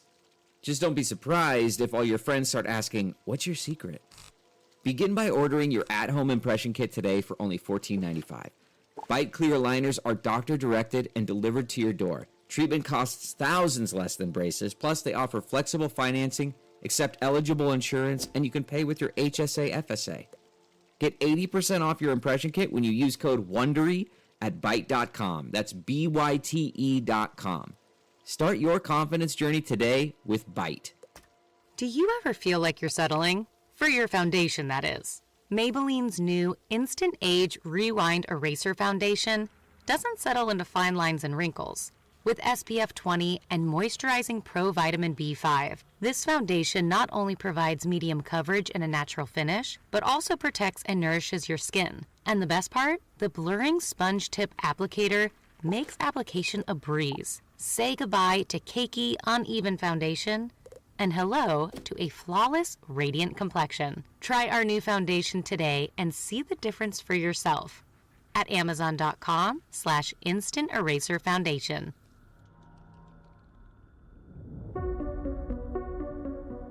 From Ballin Studios and Wondery, I'm Mr. Ballin, and this is Mr. Ballin's Medical Mysteries, where every week we will explore a new, baffling mystery originating from the one place we all can't escape, our own bodies. If you like today's story, the next time you're with the follow button at the beach, anytime they get up to go in the water, kick a little bit of sand into their open drink.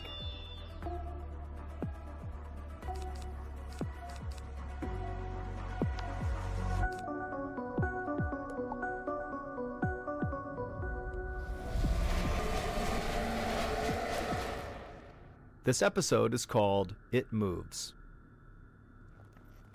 26-year-old Abby Beckley perched high in her saddle and spurred her horse into a gallop. She savored the feeling of the wind on her cheeks as she galloped across the pasture towards the stable. Abby had spent the first half of the summer of 2016 renting a room at a converted cattle ranch in Gold Beach, Oregon. She spent her days riding horses and exploring the coast. It was only a half-hour north from where she grew up, so it was a familiar landscape. But being out in nature never got old to Abby. She tried to spend the majority of every summer outside soaking up the sunshine. This August afternoon was her last day at the cattle ranch. She was ready for a new adventure, and tomorrow she was traveling to Alaska to work as a deckhand on a commercial salmon fishing boat. She'd never been out to sea longer than a few days, but Abby was always game to expand her horizons and try new things. Abby pulled on the reins for the horse to stop, then she dismounted and walked the horse into the stable. Once it was in its stall, Abby latched the gate and then walked down the row of other stalls, saying her goodbyes to the other horses. At the end of the aisle was the ranch's one remaining cow, munching hay all alone. Abby gave the cow a little rub on her nose, then she closed the stable door and headed off for her next adventure in Alaska. The next day, Abby took 2 planes and a taxi before arriving in the small town of Craig, Alaska, where her boat was docked. As she walked down the street, she could tell she'd entered a whole new world. The woods on the mountainside were thick and unbroken.